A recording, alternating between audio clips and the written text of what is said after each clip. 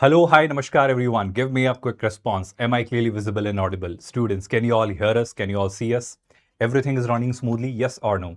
Today, we are starting relations and functions, but for class 12th. In yesterday's live, we did cover relations and functions, but for class 11th. Today, in this one shot, we'll cover relations and functions for class 12th.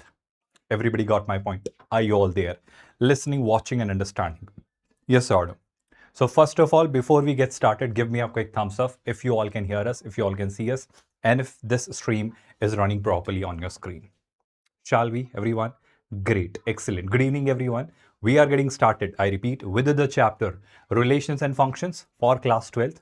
And in this one shot, my assurance to you is that for all the NCERT and boards level, whatever is needed from this chapter, Relations and Functions will be covering here in this session.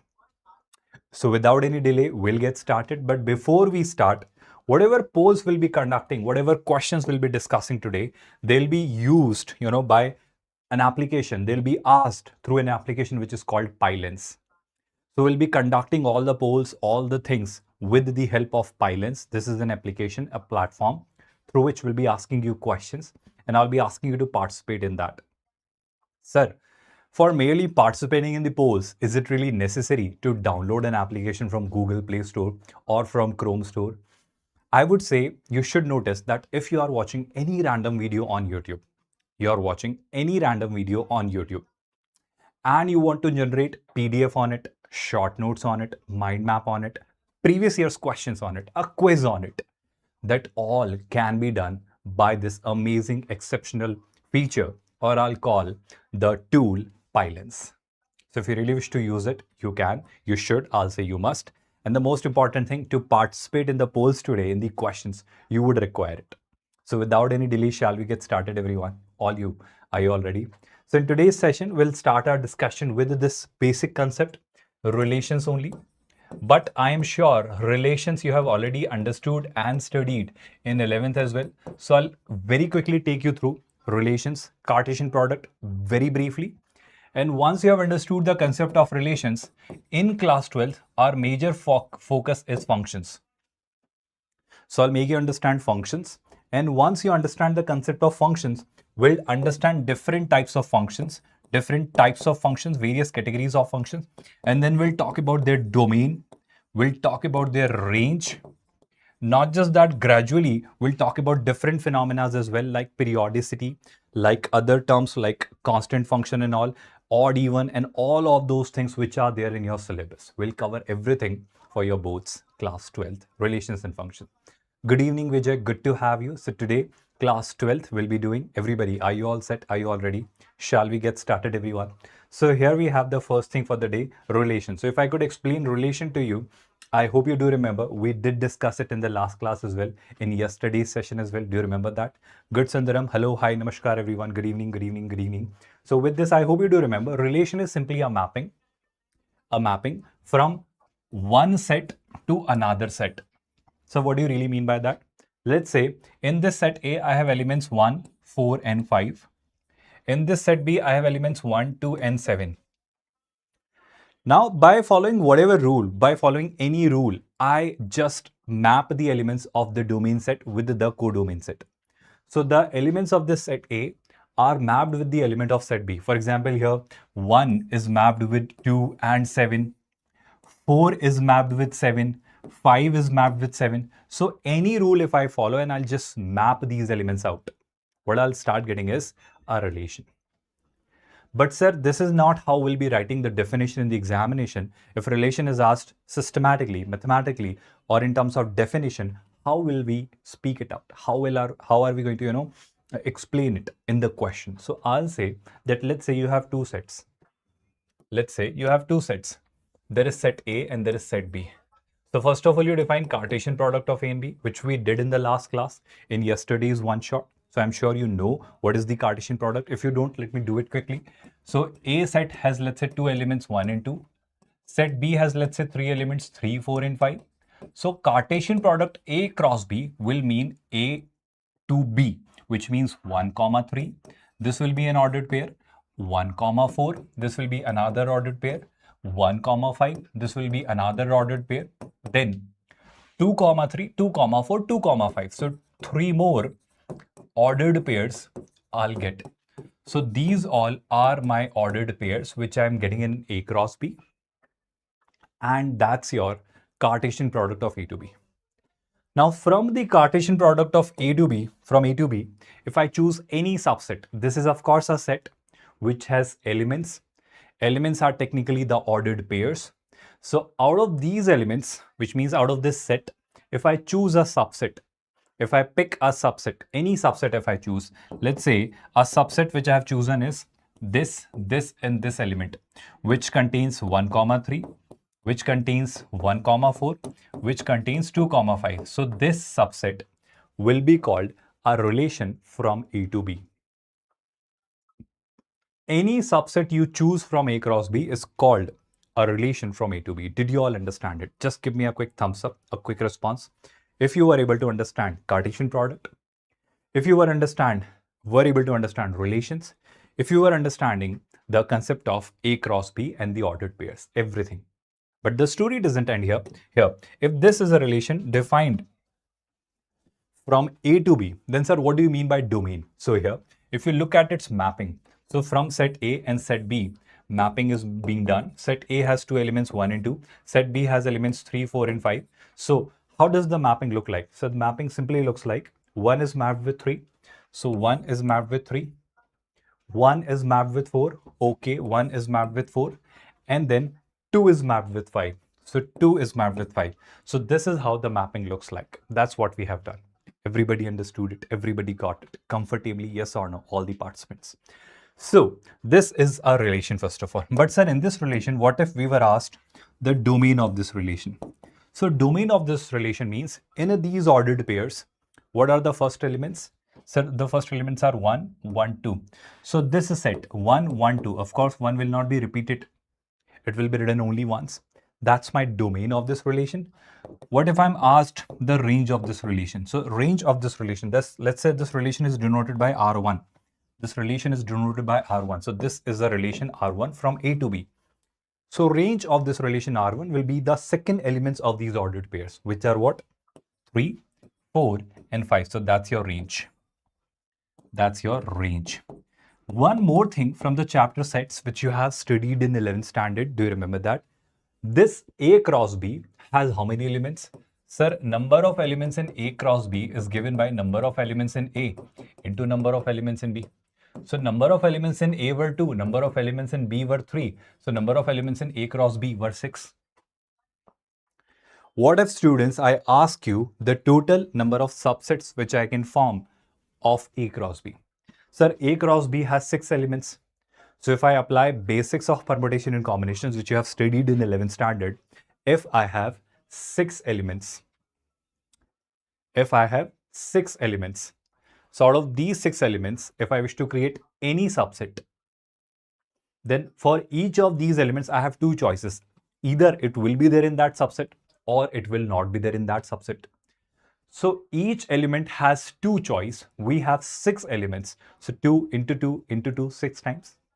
Which means number of subsets, if somebody asks me, if somebody asks you number of subsets of A cross B, I'll say 2 to the power 6, which is 64, which is number of relations from A to B. This is the total number of relations from A to B. So if set A has 2 elements, set B has 3 elements.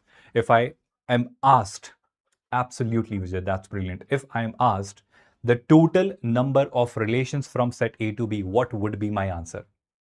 My answer, sir, in that case would be 2 to the power 6, which is 64. Everybody understood all what is explained so far? From permutation and combinations only, I could have said that, sir, number of subsets you want to say. Okay, so a subset can be chosen from 0 elements out of 6 elements.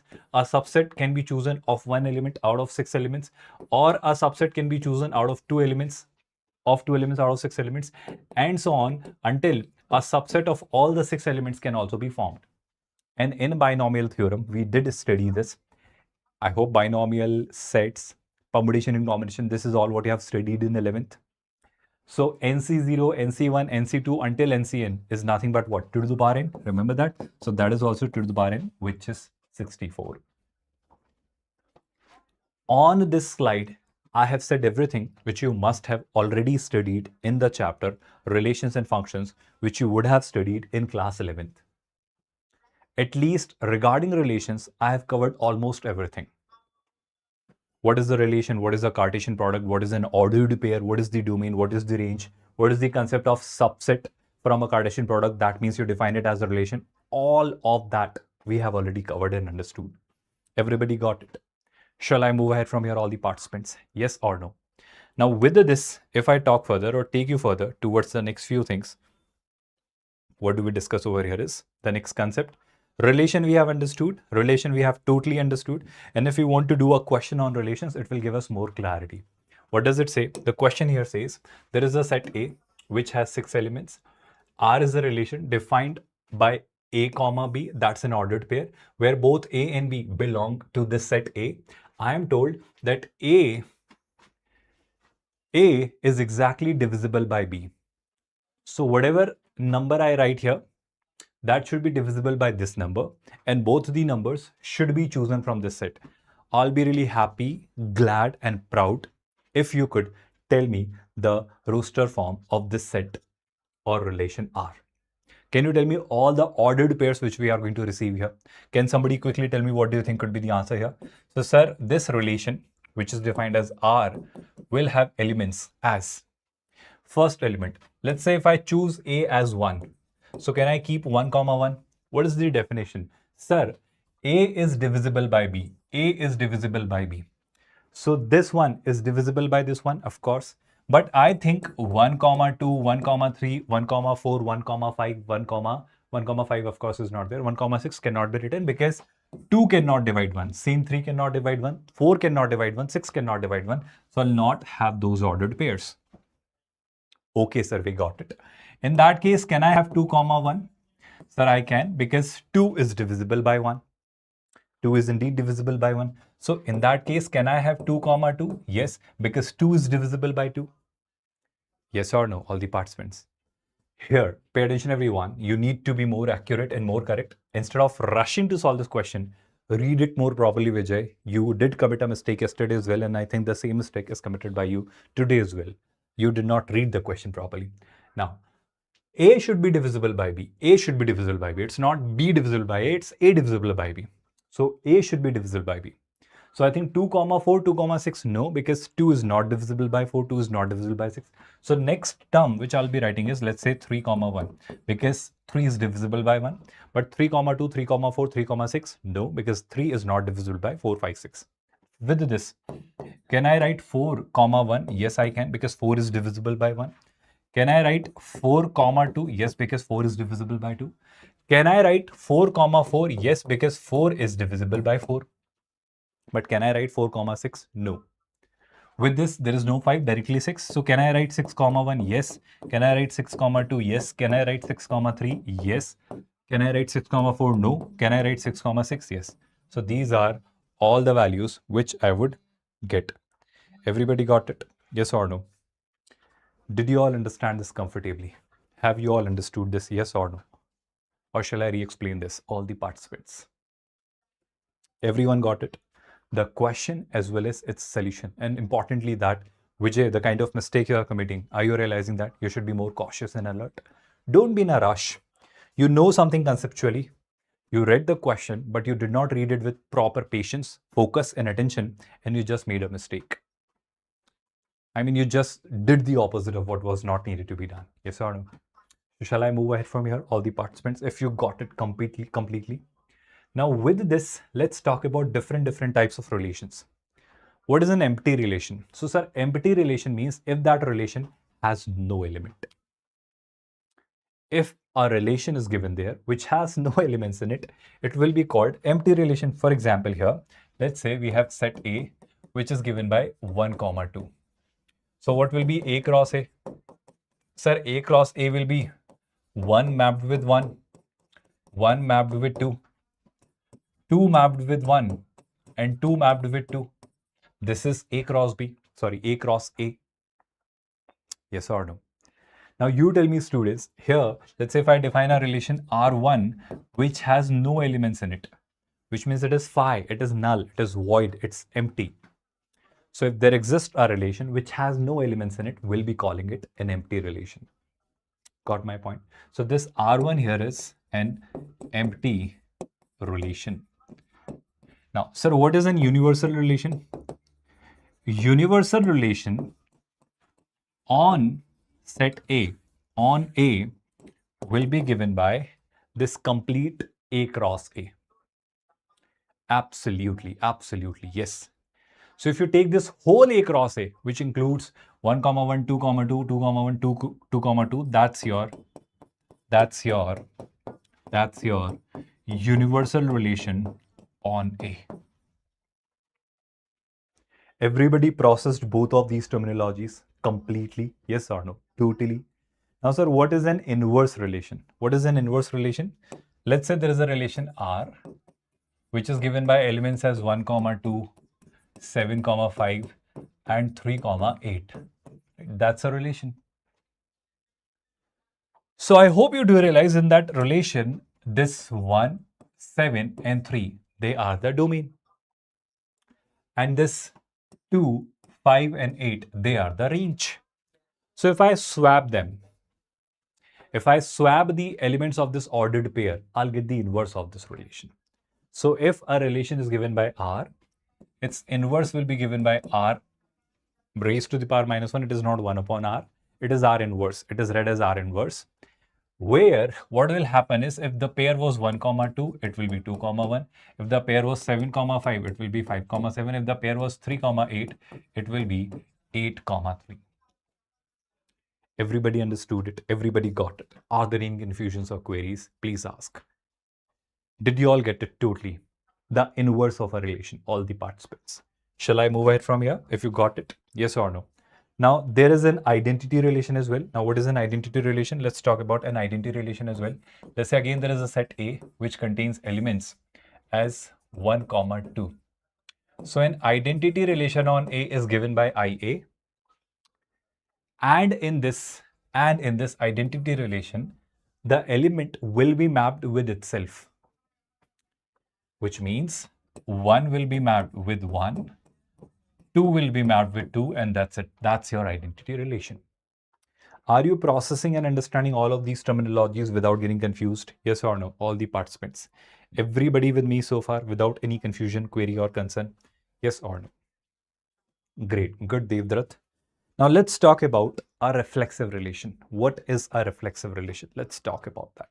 There comes the most important part of this chapter. Reflexive, symmetric, transitive, all of these things, equivalence and all, they'll come to picture now. So pay attention everyone. This is where most of the students get confused. So reflexive relation, if I were to define, I'll define it in a very simple language where I'll say a relation on set A is said to be reflexive if A comma A belongs to that set for all A which belongs to capital A. Which means there was this set A, capital A, which had elements 1, 2, and 3. So if I ever see a relation which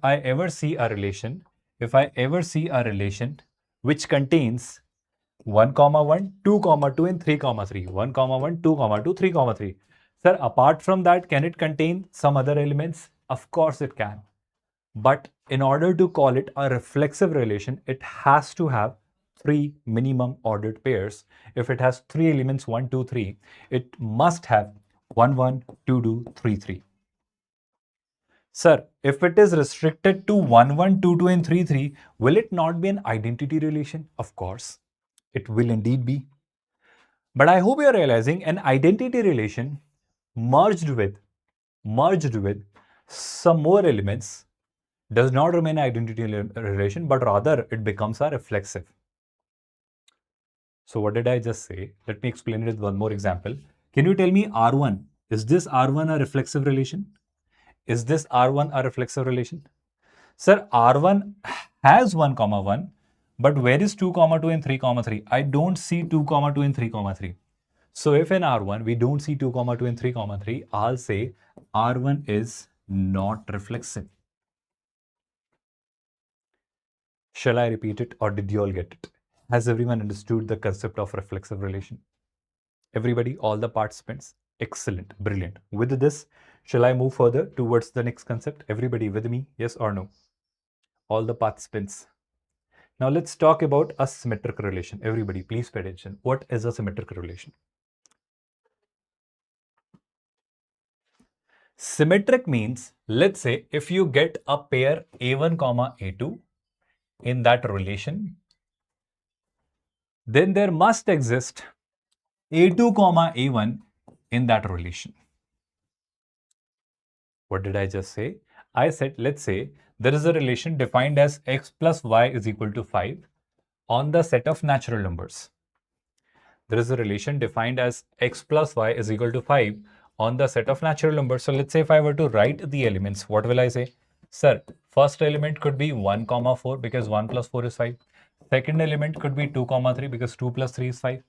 Third element could be 3, 2 because 3 plus 2 is 5. Next element could be 4, 1 because 4 plus 1 is 5. And I think I'll stop because no other pair of natural number gives you the sum as 5. But I hope everybody is very clearly noticing that 1, 4, 4, 1, 2, 3, 3, 2. So what did I just say? I said if there is a pair A, B, then for that B, A must exist. For any pair A, B, there has to be, for any pair A, B, there has to be a pair B, A. So if for all the pairs A, B, I could find all the pairs B, A, I'll be calling that relation to be a symmetric relation.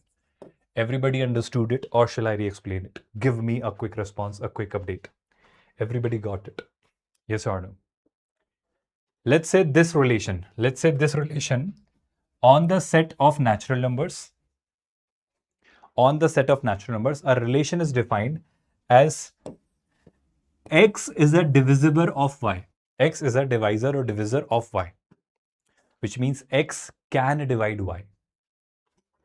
So if sir x can divide y, which means what? For example, if I take an element 3, 9, it will belong to that relation R because 3 divides 9.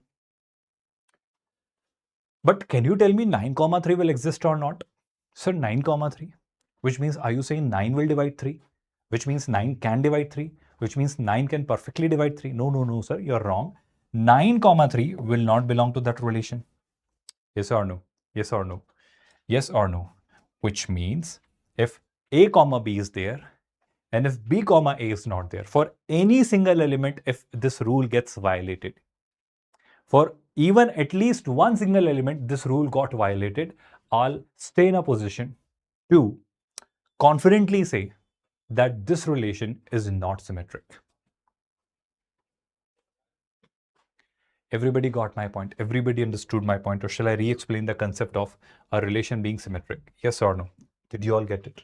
Totally and completely? Devdutt, if there is a relation which has these reflexive pairs 1, 1, 2, 2, 3, 3, then for 2, 2, there is 2, 2. Did you understand my language? If there is 3, 3, there is 3, 3, because you simply cannot distinguish both the threes. So for these kind of pairs, we have A, B and B, A getting fulfilled. Did I answer your query, Devdutt, or are you still confused? Understood my point? Totally and comfortably? Shall I move ahead from here then? Okay. Now let's talk about a transitive relation. That's a very beautiful relation. Here it says that, sir, a transitive relation means that if you ever see A1, A2 in that relation R, A2, A3 in that relation R, then in that relation, A1, A3 should also be there. How I explain this? If A1 is taking you towards A2, if A2 is taking you towards A3, then A1 should be able to take you towards A3. Shall I repeat this statement or did you all understand it? All the students, give me a quick response. Everybody got it? What did I just say? I said that let's say there is a relation on the set of natural numbers. There is a relation on the set of natural numbers where the relation is defined as x less than y. x less than y. The relation is defined as x less than y, which means what, sir? Let's say I talk about a pair 2, 3. So will it belong to that relation? Yes, because 2 is less than 3. Yes or no? Let's say I talk about one more pair 3, 5. So will it belong to that relation? Yes, because 3 is less than 5. Now, basic maths we know that, sir, we clearly know if 2 is less than 3 and 3 is less than 5, then eventually 2 will also be less than 5. So if I ask you, will I see a pair 2, 5 in that relation? What will you say? Sir, indeed it is going to be. Indeed it is going to be. Because if A is less than B, B is less than C, then we know A is less than C.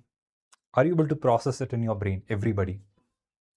Which means if I ever see a relation which contains x1, x2, x2, x3, then if it contains x1, x3, necessarily if it contains x1, x3, then it will be called a transitive relation. Three things very specifically I've explained so far: reflexive, symmetric, and transitive. Were you all able to understand it totally? Were you all able to understand it completely? Hello, hello, hello, everyone. Did you all get it? Totally. Shall I move ahead from here? So, if you ever see a relation,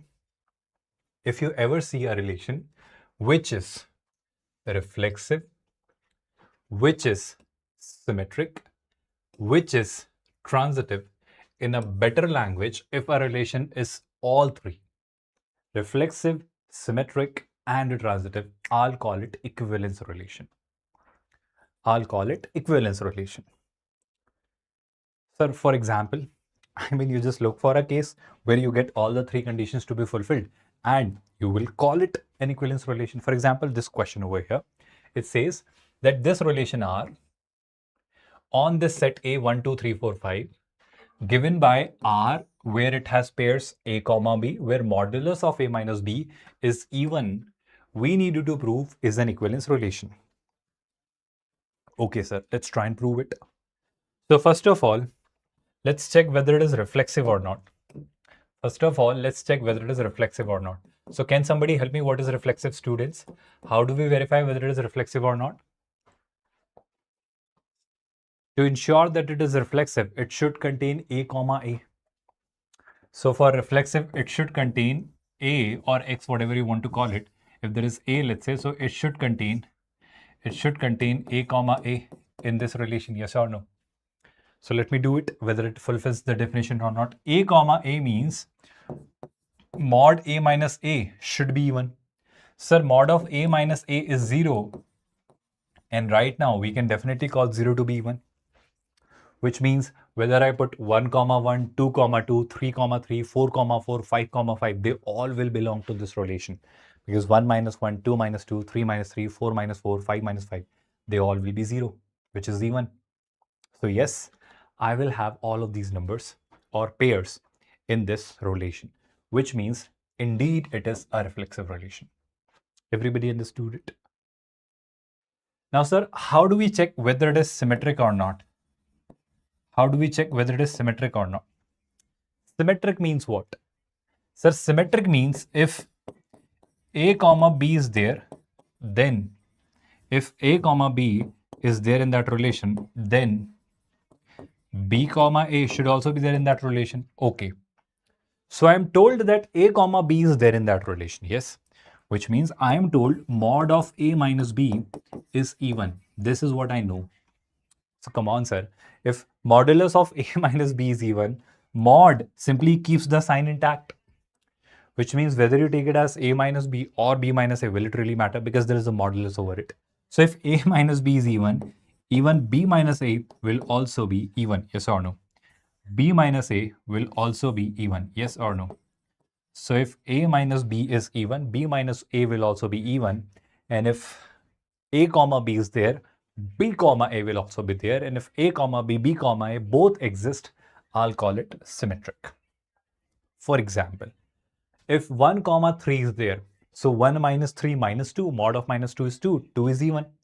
So 3, 1, 3 minus 1, 2, mod of 2 is 2, that's even. Absolutely true. Which means what? I will say that if A comma B is there in that relation, B comma A will also be there in that relation. Everybody got it comfortably. But sir, the story boils down to one simple fact, that how do you decide whether this relation is transitive or not? Okay, let's talk about the relation being transitive now. Everybody, are you all set?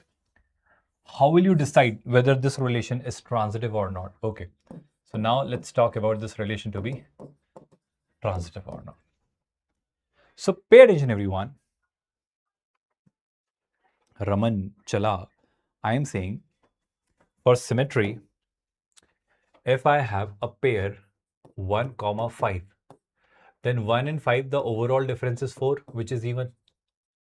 So if you look at 5, 1, if you look at a pair 5, 1, then 5, 1 also has that overall difference 4, which is again even.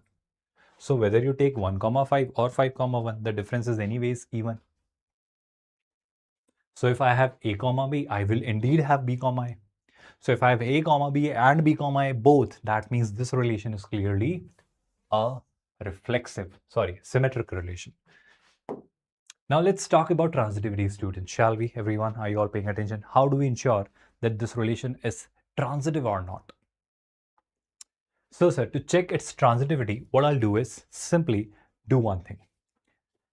I know by understanding the basics of maths that if sir, difference of two numbers is even, in that case, either both of them are even or both of them are odd. If I could tell you here that difference of two numbers is even, if difference of two numbers is even, then I know either both of them are even or both of them are odd. I hope you're getting my language, everyone. Because difference of two even numbers will be even, difference of two odd numbers will be odd. But if one of them becomes odd, that means odd minus even or even minus odd, in that case, the difference will be odd. Getting my point, everyone? Getting my point, everyone? So, sir, are you saying that if you take any pair of two odd numbers, let's say 1, 1, and then, of course, transitivity, I could not check on this such a small set, but to make you understand transitivity here, let's change this question a little. Let's say A is given by 1, 2, 3, 4, 5, 6, 7. Let's say A is this set. Just to make you understand this, I'm taking it like this. Of course, yes, Vijay, you could have done it on this set as well if you take odd pairs. So let's say if I take one pair as 1, 3, other pair as 3, 5. So I hope odd, which means difference will be even. Odd, which means difference will be even. So what does transitivity says? Absolutely. Harziana, I'll say that if A leads to B, B leads you to C, then A should lead you towards C. And that's true because in this case, if both of them were odd, these both were odd, this A and C will also be odd, and odd minus odd will again be even. Yes or no? I think that's a sufficient and valid reason to say or state that yes, it is symmetric, reflexive, and transitive, all three. And if a relation is found to be all three, what do we say? Sir, we say if a relation fulfills all the three conditions, we call it an equivalence relation. Did you all get it? Everybody understood it, all the participants. Now let's talk about functions. What are functions?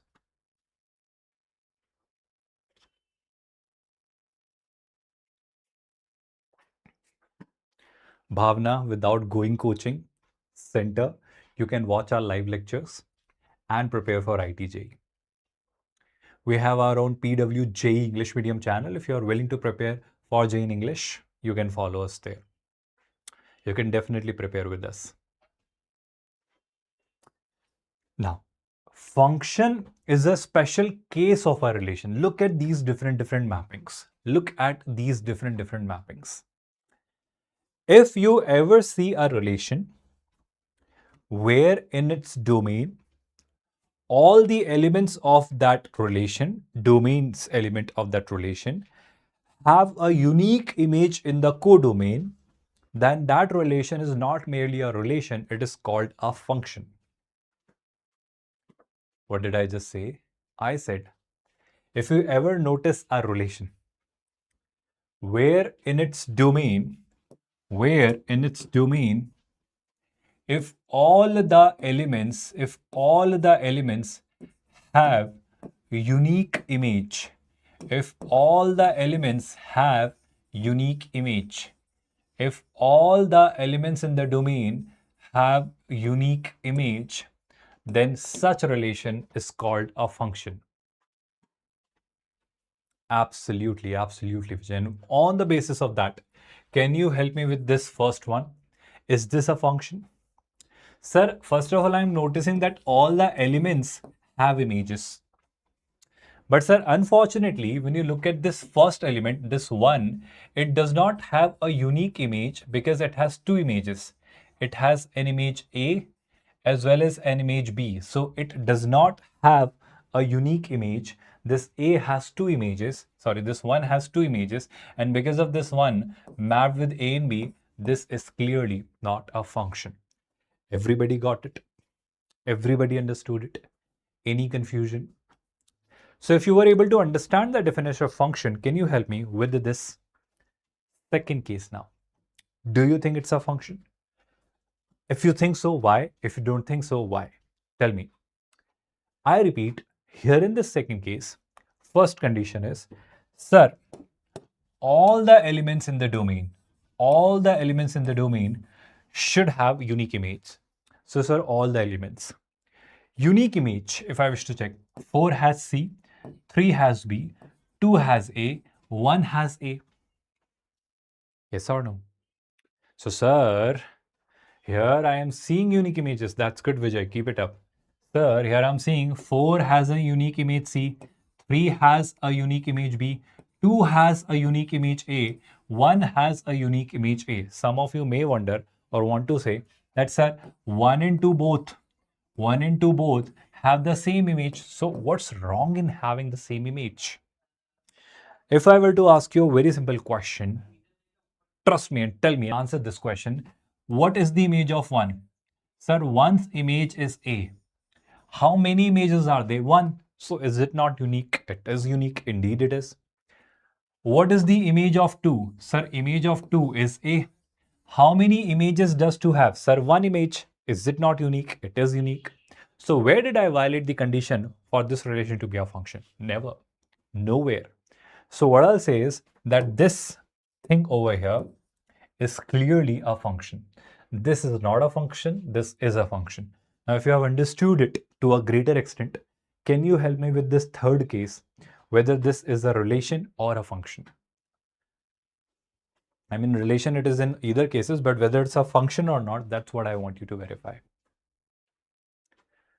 Harziana, 1 and 2 have the same image, but is it a violation of function? What does the function say? Domain should have all the elements their own unique images. So I think Vijay is also helping you. 1 has an image A. So the number of images of 1 is 1. That's A. That's unique. 2 has an image A, which is unique A. So don't they have unique images? They do have. Problem would have been, Harziana, let's say 2 has an image A as well as B. So if 2 has an image A as well as B, are you not realizing there is a problem? Because 2 now in that case has two images, A as well as B. So sir, in that case, this would have gotten violated and it would have created a problem. That means it would not be called a function. But did you get it now, Harziana, or shall I re-explain that? Good, Vijay, keep it up. Now, third one, if I ask you, what reason do you think it can or it cannot be a function? I hope everybody is clearly realizing, sir, 1 has a unique image, 2 has a unique image, 3 has a unique image, but sir, all the elements in the domain should have unique image. But where is the image of 4? I am not seeing any image for 4. So if there is no image of 4, I think this is not a function anymore. Everybody got it? Domain should have all of its elements unique images. But in this third case, domain has one element. Forget unique, sir. It does not even have an image. Where is the image? There is no image of this 4. So if there is no image of this 4, I'll be calling it not a function. It's merely a relation. Can you now tell me about the fourth case? Is it a relation merely or a function as well? The fourth one. Will you call it a function, students? Okay, let's focus on the fourth case now. Everyone, shall we? Fourth case says that 1 has an image A, 2 has an image B, 3 has an image C. So, sir, what's the problem? This is a function, isn't it? I mean, what we need is in the domain, all the elements should have unique images. But sir, where is the pre-image for D? Where is the pre-image for D? I think what's the problem? Are we really violating any condition? We are clearly not. Because all I said was that in the domain, all the elements should have unique images. So if in the codomain, I am left with any element which does not have any pre-image, it is not a problem at all. It is not a problem at all. This is still a valid function for us, isn't it? Everybody understood it totally, or are you feeling confused? Tell me, all the participants. So out of these 4, if you could or want to understand the definition of a function, I'll say first and third were not, because here 1 had 2 images and here 4 did not have any image at all. But second and fourth are clearly functions because they are not violating any condition here. Shall I move ahead from here if you all got it comfortably? Yes or no? Yes or no? Now, here let's understand function as well as the concept of domain and range as well. So functions are usually given by an expression. Let's say f of x is equal to x square. So there this f means function in x, which means that's the independent variable, and its definition is x square. So it's treated like a machine. It's treated like a machine. Like a machine means what, sir? Like a machine means a function is technically a machine which processes inputs, independent variables. You make it follow a certain definition, and after following through that perfect definition or process, it generates the outputs. Are you understanding the function here? Or are you feeling confused, all the participants? All what I have said so far, is that understood by everyone? All the participants, yes or no? So what did I just say? I said, let's say here we have function f of x is equals to x square. So over here, x is your independent variable. That's technically your input. And all the values of x which you can pass here will be called the domain. This f of x is called y as well. So y is your dependent variable, which is called the output. So all the outputs you can produce based on the domains inputs are called the range. In 11th standard, I'm sure you must have studied quadratic equations. So when you go through the chapter quadratic equations, you do study this thing that, sir, if you ever see something like y is equals to x square, you call it a parabola. In coordinate geometry also you must have studied it. And if it is a parabola, it is an upward facing parabola which passes through 0, 0. So if I notice all the values on the x-axis, it can take. So sir, this graph is taking all the values from minus infinity to infinity. So if you are asking me the domain of this function x square, it will be the set of all the real numbers, that is minus infinity to infinity. But sir, if you are asking us the output which is getting produced, then sir, we are seeing all the values from 0 to infinity. On the y-axis, I am seeing the existence of the graph. I am seeing the existence of the graph from 0 to all the way to infinity. So this output which we are generating based on the inputs which we are processing, that's your range of this function, which is all which has domain and range. In domain, I am seeing 4, 5, and 6. In range, I am seeing 1 and 7. 4 is mapped with 1. 5 is mapped with 1.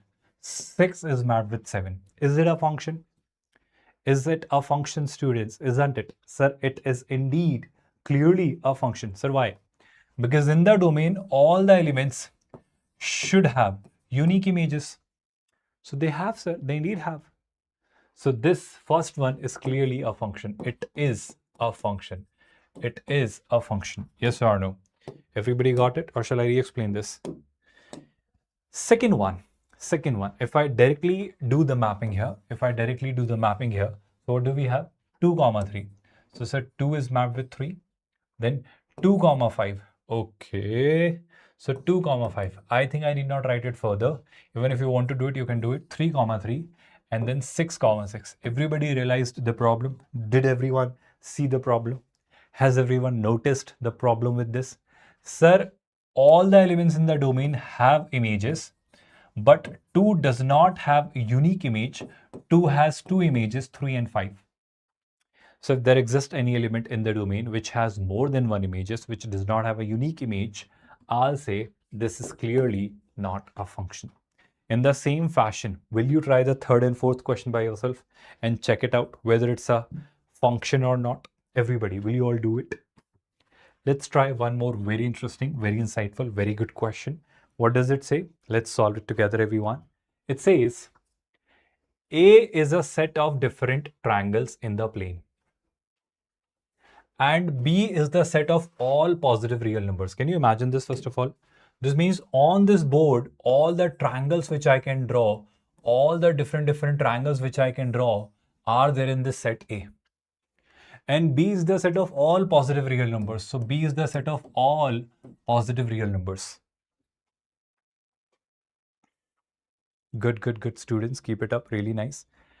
And then it says that a relation R is defined from A to B.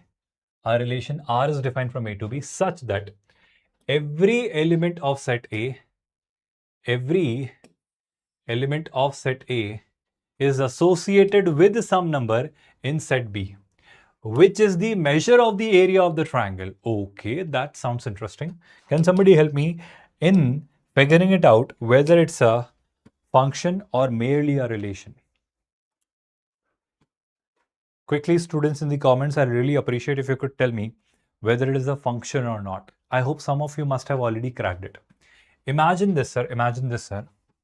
This is your domain. This is the domain. And this here is the codomain.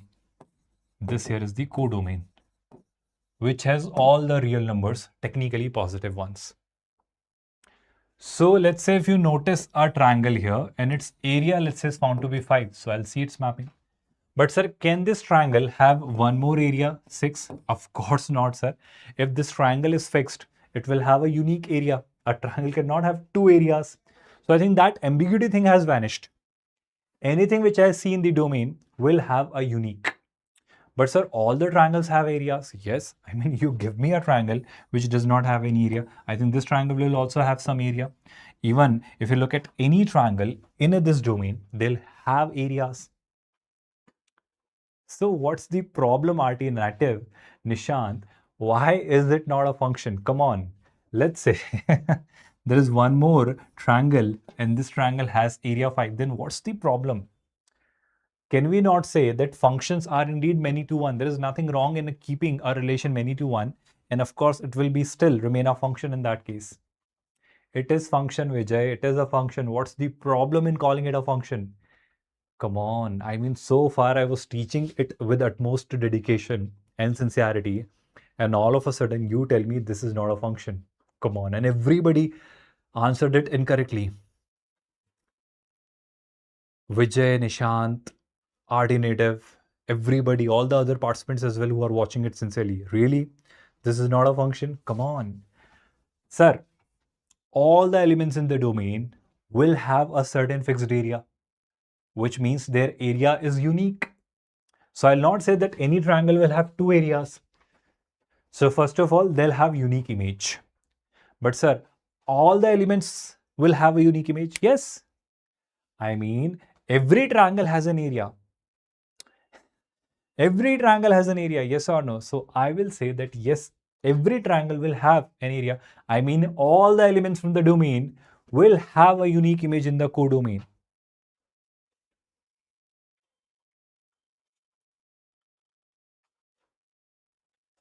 Yes, Vijay. So if there is a different right angle triangle, it has area 5. If there is another right angle triangle which has area 6, so they are two different triangles. So for two different inputs, I'm getting unique different outputs. What's the problem here?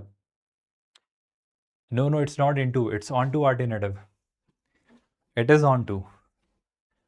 You give me a number. You give me a number. I'll give you a triangle whose area this number could be. So of course, if you are getting into those terminologies, it is an onto function, which is not 1, which is many 1. And if this function being many 1 was making you feel that this could be a relation, then come on. Many 1, of course, is totally a perfectly acceptable scenario in the world of functions. 1 to many is not accepted. 1 to many is not acceptable. Yes or no? A function can never be 1 to many. I hope you do realize it. 1 to many means what? Unique image gets violated. Vertical line test we did tomorrow. We did yesterday as well. Do you remember that? Of course, Nishant. So if a triangle cannot have two areas, it has a unique image. So if it has a unique image, it is a function, isn't it, Nishant? Come on. Vertical line test says that, let's say this is a graph of a function. I am told that this is the graph of a function. And if I draw a line parallel to the y-axis which intersects the graph at more than one times, then we say that this is not a function, it is merely a relation. Sir, why? Okay, if you want to ask why, I'll say, let's say this is one of the x, which is x1, and this is, let's say, y-axis. So this is y-axis, this is x-axis.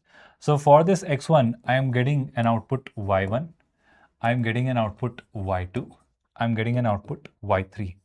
So sir, when you look at its mapping in the domain, there is x1, which is mapped with y1, which is mapped with y2, which is mapped with y3. So an element in the domain has more than one images in the codomain. Of course, it is not a function. Did you all get it? So what do you mean by vertical line test, sir? Vertical line test means that if you are able to draw a line parallel to the y-axis anywhere on this graph, which is intersecting this graph more than once, then without any hesitation, claim that it is not a function. Everybody got it, or are you still feeling confused? All the participants, be quick. Tell me honestly, did you all get it? Now let's talk about some elementary functions. First one is constant function. So what do you mean by constant function? Constant function here means that if you see that a line is parallel to the x-axis, which means, let's say here in this case, let's say if it is going through 3.7 on the y-axis 0, 3.7. So for whatever input of x I process, I am getting the same output, which is c or 3.7. So this is called a constant function. Yes, better than touch, the right word should be intersect, Vijay. If that vertical line intersects it at exactly 1 point, or less than 1 point is also fine, but it should not intersect the curve more than once. So here in this constant function, I think I can put any value of x from minus infinity to infinity. So if I can try any value of x from minus infinity to infinity, which means its domain is all the real numbers. What about the range, sir? So if I trace it on the y-axis, I am seeing the existence of the graph along with this point only. The graph exists along with this point only. So along with the y-axis, I am seeing this one single point coming to be as an output, whatever input I give. So domain is all the real numbers, range is one fixed number, which is going to be that constant itself. Everybody processed it, everybody understood it. Any queries or confusions if you have, please ask. Let's talk about the identity function. Sir, we did discuss identity relation. In the same fashion, should we treat identity function? Yes. So what is the meaning of an identity function? Identity function here means that here, if you pass 1, you get output as 1. If you pass 1.5, you get output as 1.5. If you pass 2, you get output as 2, and so on. So whatever is the input, the same should be the output. Whatever is the input, the same should be output, which means y is equal to x. If you ever see, this will be the identity function. And for an identity function, I hope you do believe and understand, it is going to be a clearly straight line y is equals to x. And in coordinate geometry, you must have studied y is equals to x is a straight line passing through origin, making an angle 45 degree with the positive direction of x-axis in the anti-clockwise manner. Which means here, this function exists for all the values of x on the x-axis, which means I will notice the existence of the graph from minus infinity to infinity, which means its domain is going to be all the real numbers. Everybody getting it? Sir, what about the range? If I notice the existence of the graph along with the y-axis, I am again seeing the graph to be there from minus infinity to infinity everywhere. Yes, which means range is also the set of all the real numbers, minus infinity to infinity. Any query or confusion so far? If you have, please ask. Shall I move ahead, everybody? Now there comes a quadratic function, but to that quadratic, the basic version is y is equals to x square. So I hope you're able to process it. For minus 1 or 1, I'll get the output 1. For minus 2 or 2, I'll get the output 4. For minus 3 or plus 3, I'll get the output 9, and so on. Which means what? Y is equals to x square I'm talking about. I am talking about y is equal to x square. So if I talk about y is equal to x square, I think again, along with the x-axis, I can travel everywhere and I can find the existence of the graph. Which means here in this case, what will be the domain? The domain will be from minus infinity to infinity. So here for y is equals to x squared, domain is all the real numbers. Sir, what about the range? Okay, if you want to talk about the range, I am seeing the graph at 0. Then for all the values which are greater than 0. But I'm not seeing graph anywhere on the negative side of y-axis, which means I'm noticing the existence of the graph from 0 to infinity, plus infinity. So I'll say its range will be 0 to infinity. This will be open. Let me just correct it. This will be open. Everybody understood it? Because minus infinity and plus infinity, you never include. Similarly, let's talk about cubic function as well. So what do we mean by cubic? You know that, right? Don't you? Good, Divyans. That's brilliant. Brilliant, Nishant. Keep it up. That's good, good, good, good, good, Vijay. Keep telling us. Keep telling that. That's brilliant. That's how you keep yourself engaged, focused, participating. Good, good, good, good. Keep it up, everyone. Here we have the cubic function, which is given by y is equal to x cube. It is given by y is equal to x cube. So y is equals to x cube. When you draw the graph, you will notice that the graph goes like this. The graph goes like this. X square was going like this, but x cube will go like this. X to the power 4 will again go like this, but x to the power 5 will again go like this. Are you processing it? Nishant has already started asking when will the session end. Nishant, this could end by, let's say 9 o'clock or 10 o'clock. Good to have you.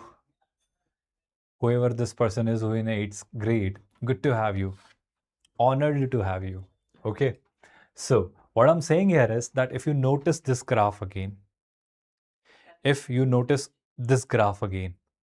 so do you not notice that, sir, graph will exist along with the x-axis everywhere?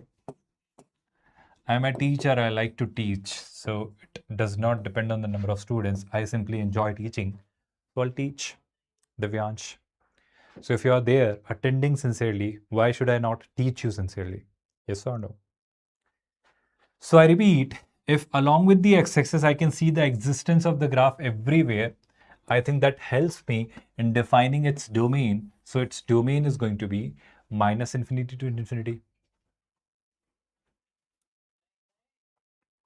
Yes or no?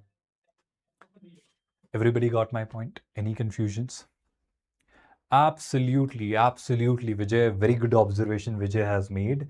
If you ever see a polynomial, which is an even degree polynomial, let me call it not even or odd, But if you see x to the power n, where n is even.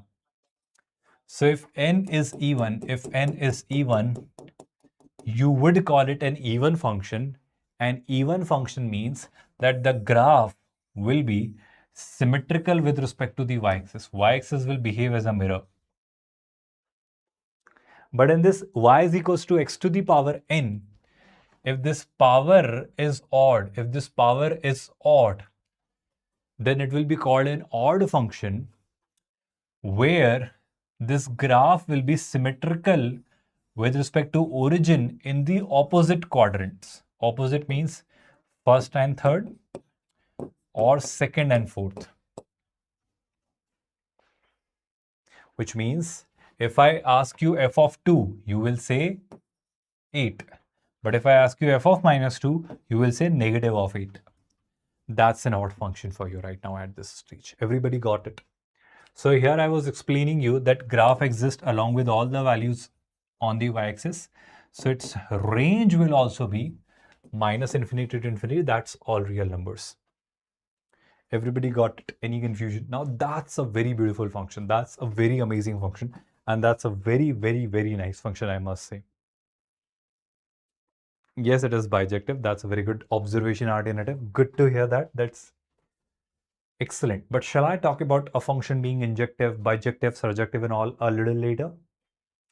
So here comes the next part when we talk about reciprocal function. That's again something really interesting and amazing. What is that? Yeah. Reciprocal function means y is equals to 1 by x. Great. So if I keep x as 1, I'll get 1. If I keep x as 2, I'll get 1 by 2, 1 by 3, at 4, 1 by 4, at 5, 1 by 5, and so on.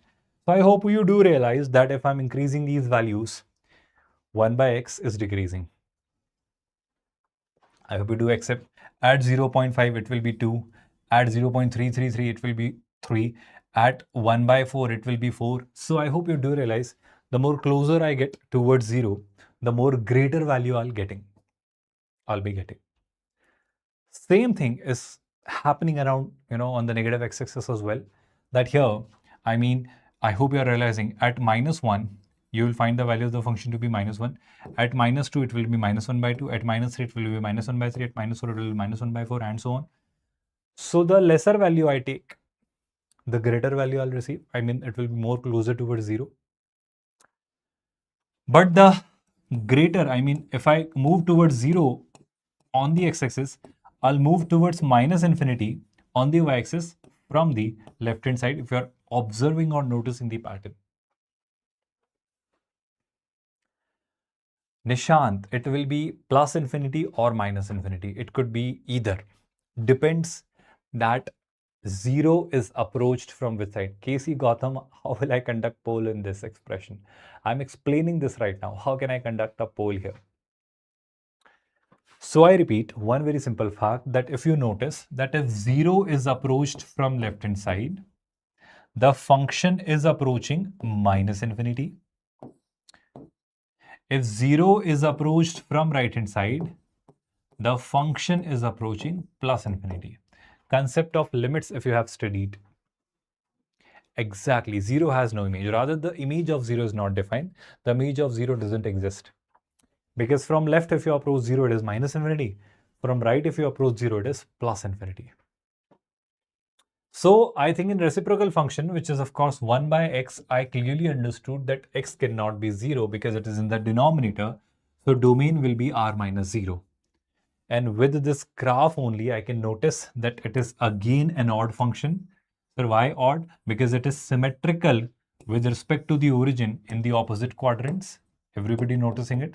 Which means here I am clearly observing and noticing that it is an odd function, as well as here it is having range r minus 0 because the graph exists for all the negative values of y, all the positive values of y, but at 0, I don't see the graph along with the y-axis. Yes or no?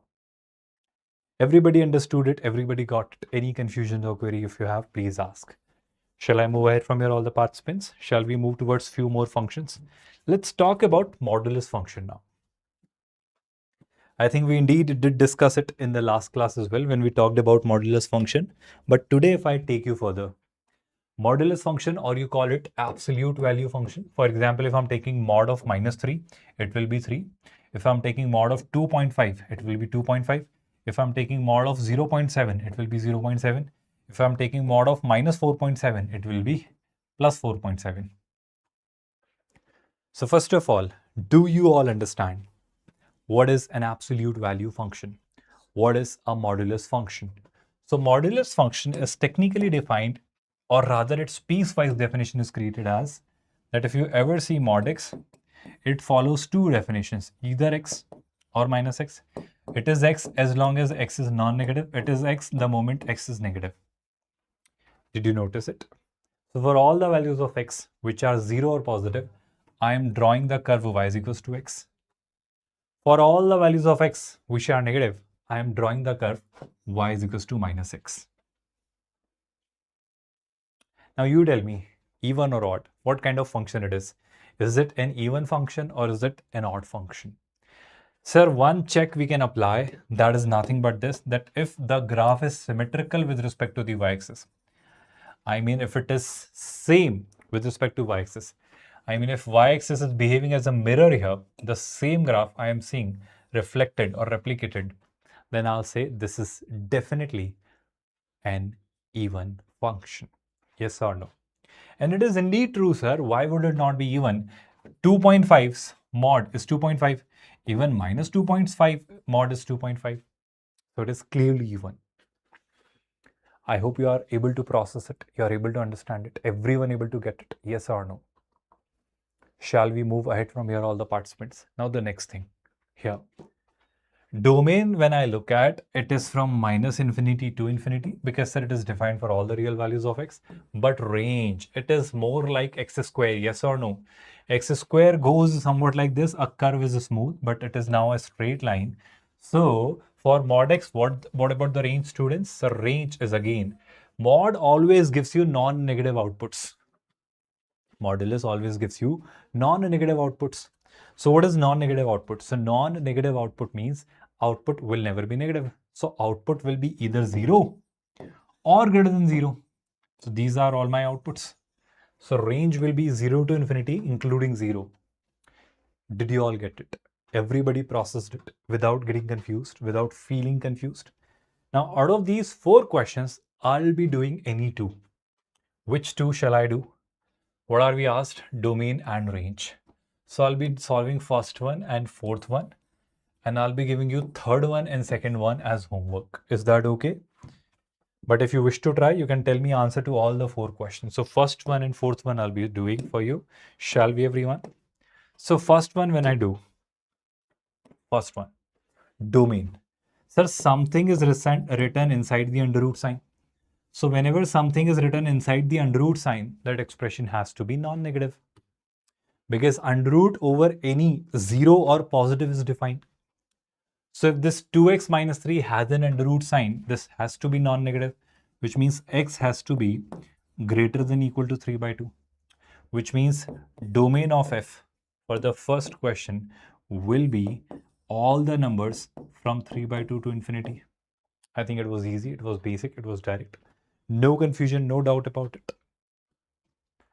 Everybody got it? Yes or no? Now 2x minus 3 when you look at, 2x minus 3 when you look at is clearly an increasing function. Which means here if I try the values of x as 3 by 2 and higher, I'll get values of 2x minus 3 as 0 and higher. All I'm saying is the minimum value of x which I can keep is 3 by 2. So what will be 2x? That will be 3. What will be 2x minus 3? That will be 0. So I am saying that 2x minus 3 is always non-negative. And it will keep taking different greater values, which means it will be positive, more, bigger, because it is technically a straight line. Yes or no? So if you notice it, it will be a straight line. So if I plot it for you to make it more understandable, you will see it like this, that here, when x is 0, y is minus 3. So this is the point. When y is 0, x is 3 by 2. So this is the point. This is how you will notice the graph. So from this point onward, I'm taking it. So it is taking all the greater values. Yes or no? Yes or no?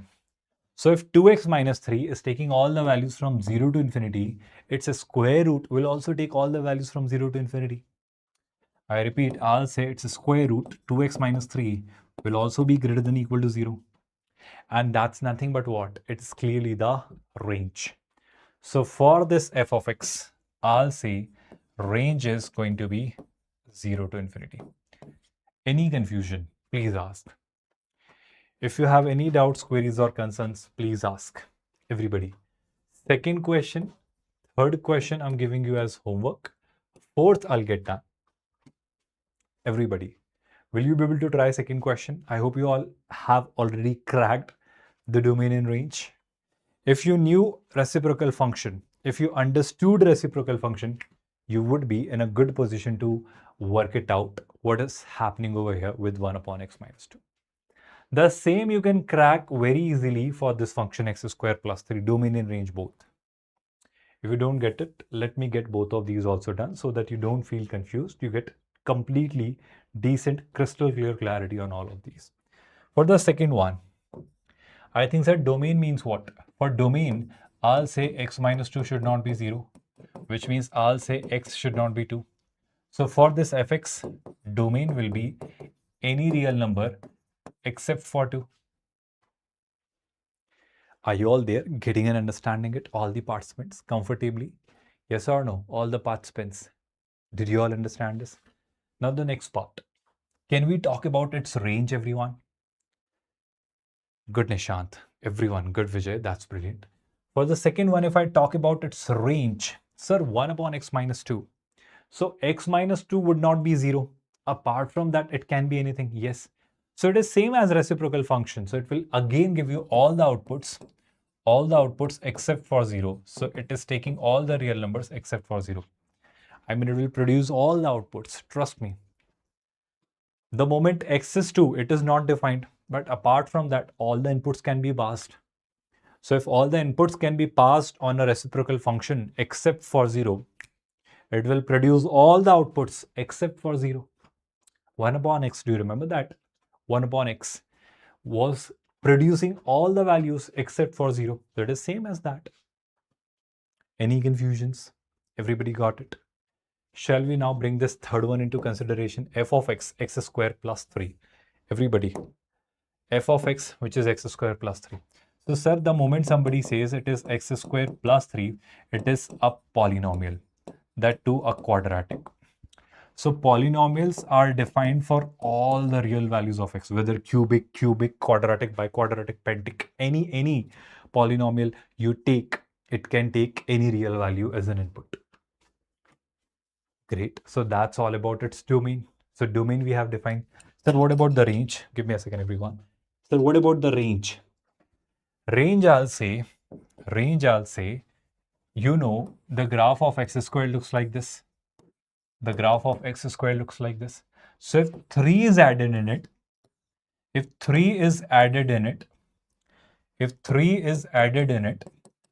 then the graph simply gets shifted up by 3 units along with the y-axis. If you didn't get it, I am saying that x square is always non-negative, then x square plus 3 will always be greater than or equal to 3. So range of this function here will be 3 to infinity, as most of you have written in the comments. That's brilliant. Keep it up. Good vision, everyone. That's nice. That's really good. Let's solve the fourth one finally. Everybody, are you all set? Are you all ready? The fourth one.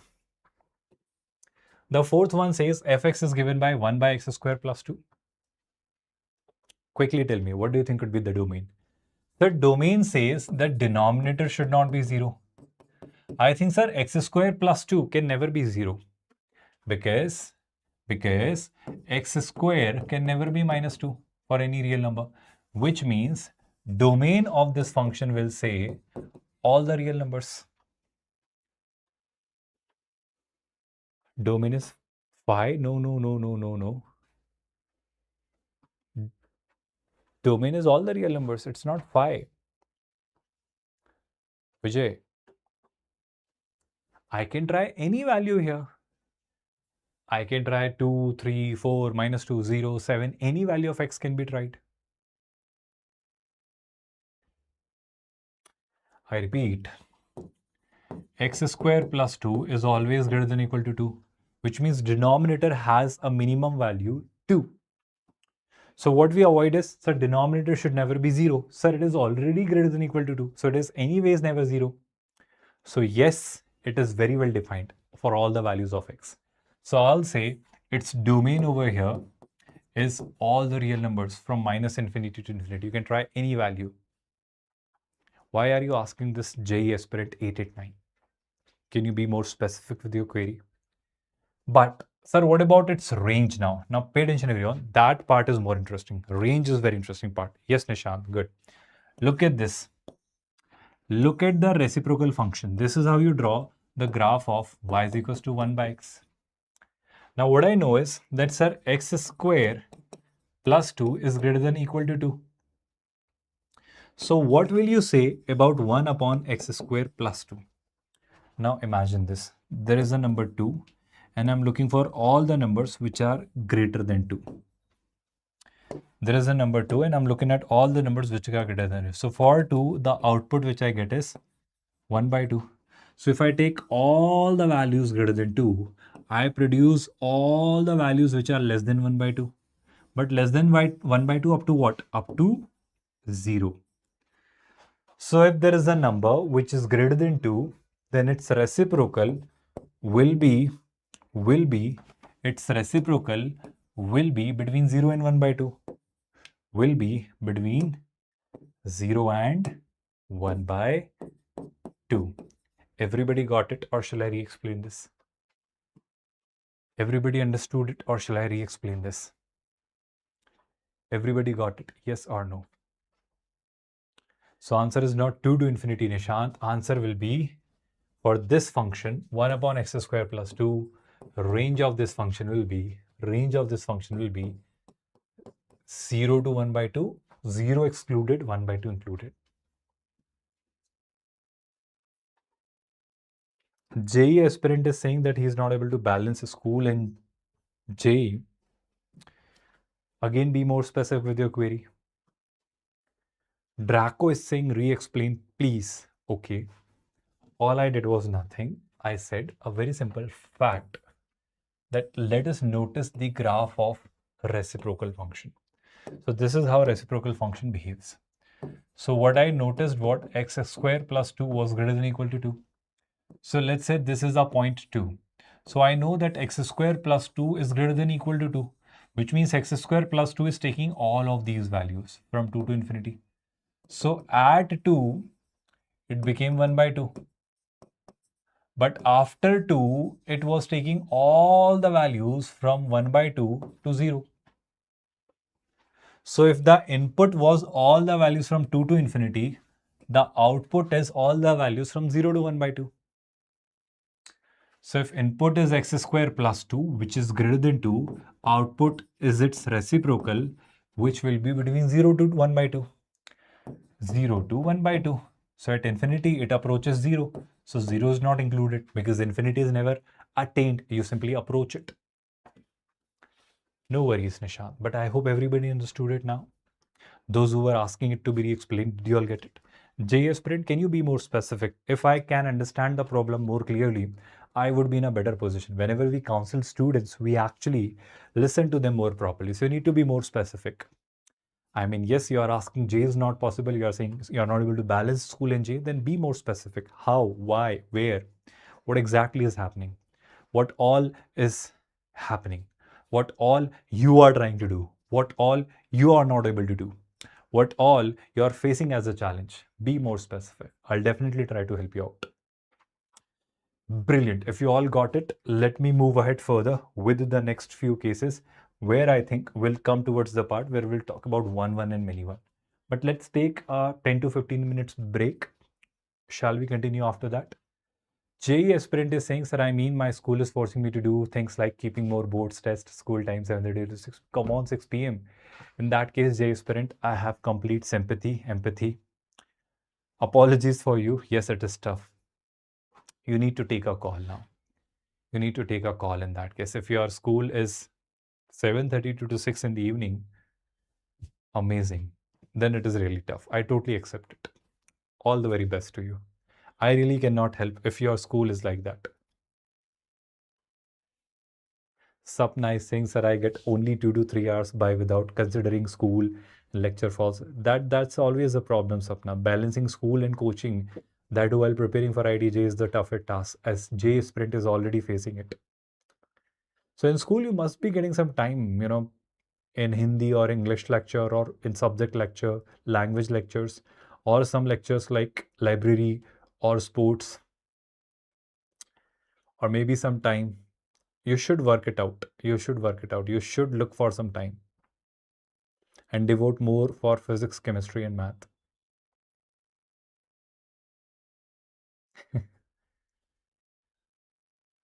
Why is it not okay? You should, Nishant, if you are in class 12th. So let's take a 15 minutes break and then shall we resume? You also hydrate, walk, stretch, and then we'll meet. Let's take a 10 minutes break, everyone. 10 to 15 minutes. Is that okay?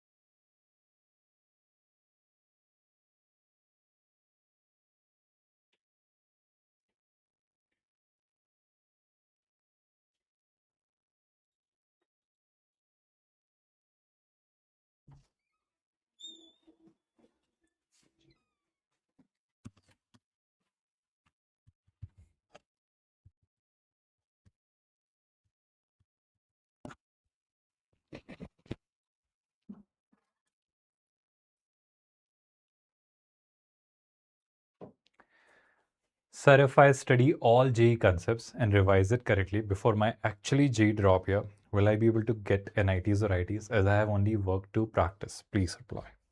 JEE aspirant, if you are sincerely asking this and if you are still there. So I'll say this in a very straightforward language. You really don't have to go for a draw. Assuming you are right now in 12th standard, assuming let's say right now you're in 12th standard and genuinely willing to prepare for ITJE. So let's say, even if I try to give you this 6 months roadmap to JEE, to IITs, imagining you're currently in 12th standard and you're regretting that you may have wasted few chapters which you should have studied sincerely, but still you're genuinely wanting to prepare and you're hoping to get into a good IIT or NIT, then trust me, this is still possible. It is still possible with some decent and direct efforts. What do I really mean by that? First of all, you should do parallel preparation. Parallel preparation means what? Parallel preparation means whatever time you get to study, I mean, that time you need to work it out. Schools you need to miss on some days. You really need to, stay absent on some days. Trust me, you will have to. And vacations, holidays, some lectures which are not very useful. Even during PCM, let's say you find that PCM you are working or doing better in coaching or some online classes, then compromise with them there and take some time out from there. And then parallel timeline you should play for your preparation means there are chapters which are your backlog chapters. I mean, those you couldn't study, let's say from 11th or the initial chapters of 12th. And there are your current chapters. So in your coaching, I'll say put your complete focus and just go through all these chapters with utmost focus and attention. That means go through the theory properly. But trust me, it is going to be your practice, and practice should be done by you. The teacher will demonstrate the questions the way I am doing right now, but you need to do. Don't say that you can procrastinate it this year and you'll do it in the drop year. Please, please, please, please, please, please don't assume that. You still have a time, you still have a chance, you still can do it, trust me. And then with the backlog, right now, focus on those chapters which are high yield, which means which you can, study right now with lesser input and give you a better output. You can get the list of topics or chapters for all the 3 subjects, physics, chemistry, and maths. Got my point? So you'll have to take some time out from your busy schedule. Coming back to the discussion, we were talking about relations and functions for class 12 board students. So here we are. If you all can hear my voice, come back everyone, come back everyone. I hope you all can hear me, you all can see me. Shall we resume our session? The break is over. Let's get started. So now we'll discuss 1-1 and many-one functions. Sir, what are 1-1 and many-one functions? I repeat, 1-1 and many-one are very sorted functions. If in terms of mapping, and by the way, JEE Aspirant, PWJ English, if you follow, we have already started making you prepare for these examinations already. 1-1 function means if you look at the mapping will be very sorted. The mapping will be very sorted. One element from the domain will be element with the one element from the Codomain. I mean, you won't see the mapping to be many-one, which means you won't see 2 elements from the domain to be mapped with one element in the domain. You would never see that.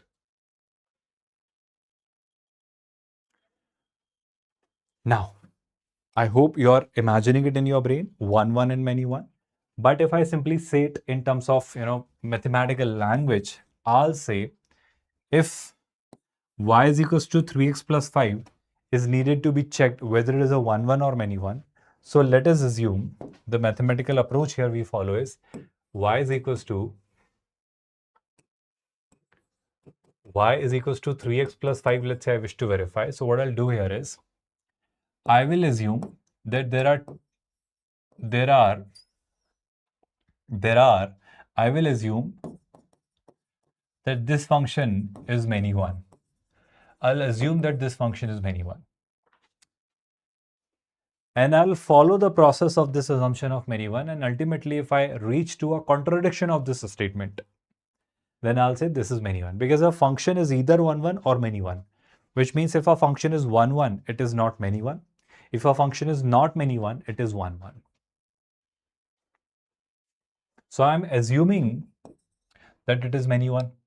Which means let's say 3x1 plus 5 and 3x2 plus 5 are giving me the same output. Which means in my brain, I'm assuming there are 2 inputs x1 and x2 and they are giving me the same output y1. That's a basic understanding of many-one. So if I follow this definition, 5 and 5 are cancelled, 3 and 3 are cancelled. So ultimately, I reach to a conclusion that x1 and x2 are equal. So x1 and x2 are not 2 different numbers. They are same numbers. So these are not 2 different numbers. They are same. So it is not how the mapping will look like. The mapping is actually x1 and x2 are same. They are same number and they are mapped with one number y1. So if the mapping looks somewhat like this, I will still call it a 1-1 function, not many-one. So 1-1 and many-one have a test which is called horizontal line test. For example, let's say if there is a graph of a curve which goes like this.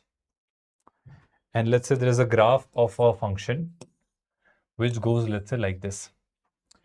So horizontal line test says that if you are able to draw a line parallel to the x-axis to this curve anywhere, and if that line intersects the curve not more than once. If I'm drawing a line parallel to the x-axis And this line anywhere on the curve is not intersecting this curve more than once. Wherever you draw it, it is intersecting the curve either exactly once or not, which means it is not intersecting the curve not more than once. Then this horizontal line test will help me in calling this function to be a 1-1 function. So if it is 1-1, it is not many 1. Same horizontal line test you could apply here. Let's say this is a line parallel to the x-axis. So if I am able to draw a line which is intersecting the curve more than once, if I'm able to draw a line parallel to the x-axis which is intersecting the curve at more than 1 points, which is intersecting the curve at more than 1 points, which is intersecting the curve at more than 1 points, then we call such function to be many 1. I hope you are noticing that this line at a lot of places is intersecting the curve at more than 1 points. Even if at 1 point only, it is intersecting the curve at more than 1 points, it is many 1. Sir, why? Because let's say this is x1, this is x2, and this is x3. For all of these inputs x1, x2, x3, for all of these inputs x1, x2, x3, I'm getting the same output y1. So is it clearly not many 1? I hope now you're able to visualize how do we see 1-1 functions graphically and how do we see many 1 functions graphically. Does it make complete sense? Are you all able to understand that functions are never both? A function can be either 1-1 or many 1. If it is 1-1, it is not many 1. If it is not many 1, it is 1-1. If it is not 1-1, it is many 1. If it is not many 1, it is 1-1. Sir, it means a function can be neither 1-1 nor many 1? No. Sir, it means a function can be both 1-1 and many 1? No. A function will be always either this only or this only. Got my point without getting confused? Everybody with me? Yes or no? Yes or no? For example, look at these two curves. Look at them. If I do the vertical line test, are you noticing that y is equals to x cube plus x square plus 1? If you look at the graph, wherever you draw a line parallel to the x-axis, it is not intersecting at more than once. So for one input, I am getting one output. For one input, I'm getting one output. For one input, I'm getting one output. And that output is always distinct. I mean, there is no two input for which I'm getting the same output. No. So there in that case, we'll call it 1-1 function. Everybody got it? Everybody understood it? Yes or no? All the participants. Similarly, if there is a function, for example, this y is equals to x square plus 1. So this point will be 0, 1. This is how the graph will look like. Now, if I do the horizontal line test, which means if I draw lines parallel to the x-axis anywhere on the curve, I'll see for multiple x, the same y is getting generated. For multiple inputs, the same output is getting generated, which means this horizontal line parallel to the x-axis is intersecting the curve at more than 1 points, which means what kind of function it is? It is not 1-1, it is many 1. Everybody understood it? Everybody got it? Is there any confusion? Please ask if there are any concerns or queries. Did you all get it? All the participants? Yes or no? Now let's talk about onto and into with an example. Onto and into, I'll explain with an example. Have patience. Let's understand onto and into with an example. Here.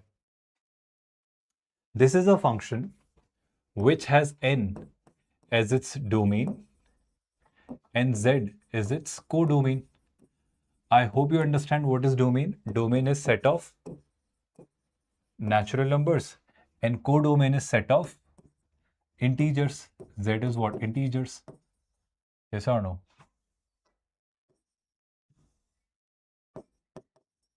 Yes or no? Everybody getting it? Now, sir, what next? We are told that the definition of the function follows this path. Fx is equals to x minus 1000. And now we need to prove that f is an into function. F is an into function. Okay. So, sir, I'll be passing inputs as natural numbers. What are natural numbers? Let me give it to you through mapping. So, this is going to be the domain. This is going to be the codomain. Domain is all the natural numbers. Codomain is your set of integers. So let's say if I put 0 here, so output will be minus 1000. If I put another natural number 1 here, output will be minus 999. If I put 2 here, 2 minus 1000, minus 998. Yes or no? Yes or no? So, and so on. If I keep putting, let's say I ultimately reach to put 999, output will be minus 1. If I put 1000, output will be, 0. I hope you're processing it. If your output is 1000, input is 1001, the output is 1, and so on. So, are you noticing the pattern? Are you observing the pattern? Sir, what do you mean by the pattern? Pattern means, first of all, it is a function. It is definitely a function. And more importantly, I would call it to be a 1-1 function. It is clearly a 1-1 function. But sir, it is 1-1 function that we have accepted.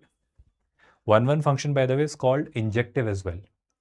Oh, thank you so much for highlighting, Vijay. Thank you so much. I made a mistake. Thank you so much for highlighting it. 0 is not a natural number. I took it for whole numbers. I'm really sorry.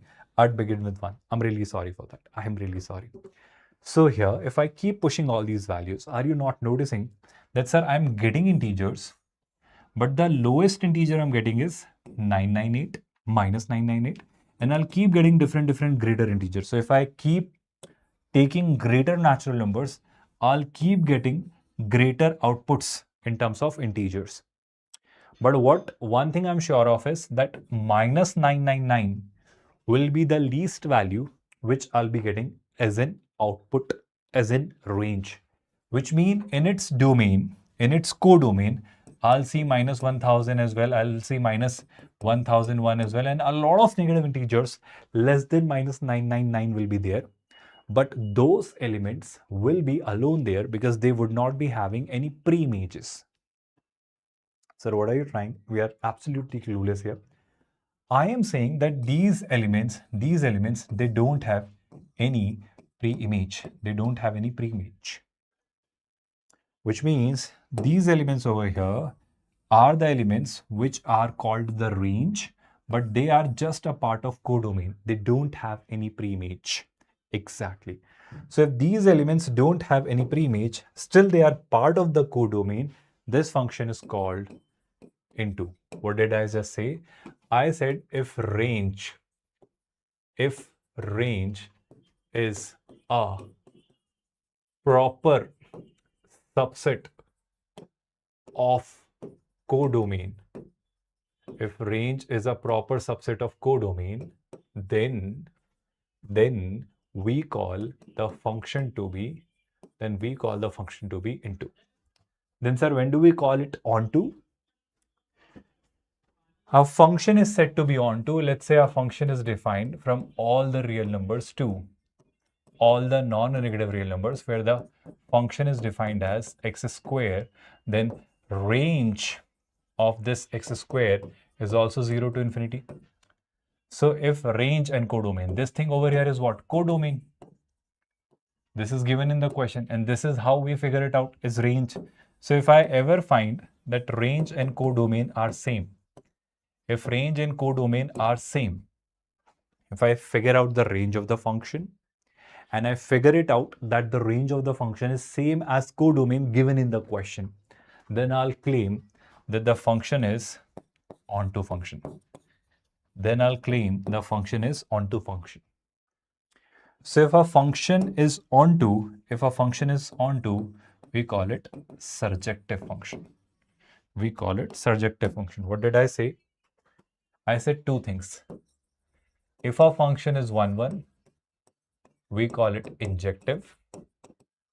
If a function is onto, we call it surjective. Sir, so are there any names for many one or into as well? No. If a function is many one, good Vijay, keep it up. If a function is many one, it is not injective.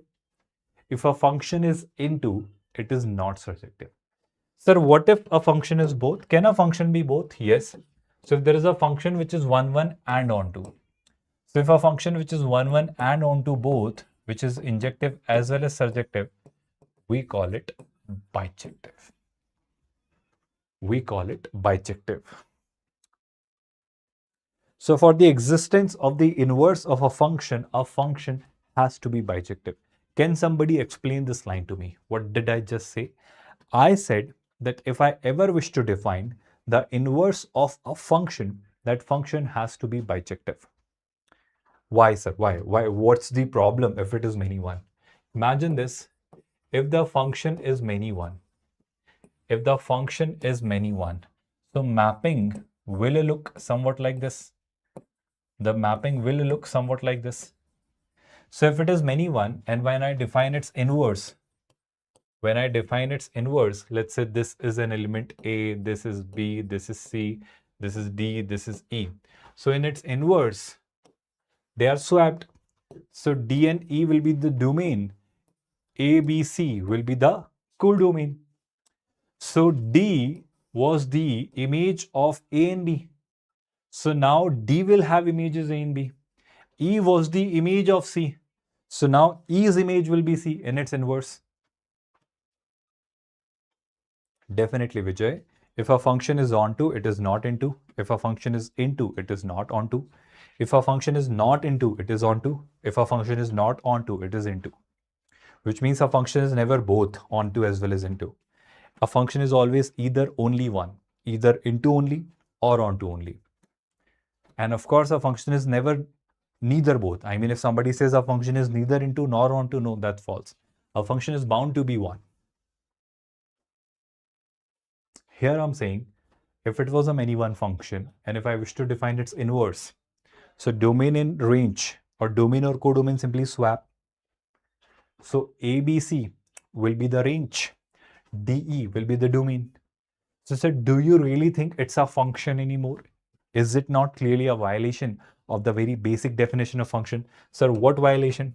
I hope you're realizing D now has two images. Sir, elements in the domain should have unique images, all the elements. And they are not having unique images, which means it's a violation here. And if it's a violation, what I'll say here is, sir, this is not a function, which means if a function is many one, and if I want to find its inverse, I cannot. Okay, sir. So we got it. To find the inverse of a function, it should be 1, 1. No, I did not say this. It should be 1, 1 and onto. Which means, are you saying it should not be not onto? Yes. I mean, it should be not onto? Yes. It should be non into? Yes. What did I just say? Let me read it again. Let's say there is a function. This is a function. And this function has some elements A, B, and C. And it is mapped with D, E, and F. A is mapped with D, B is mapped with D, C is mapped with D.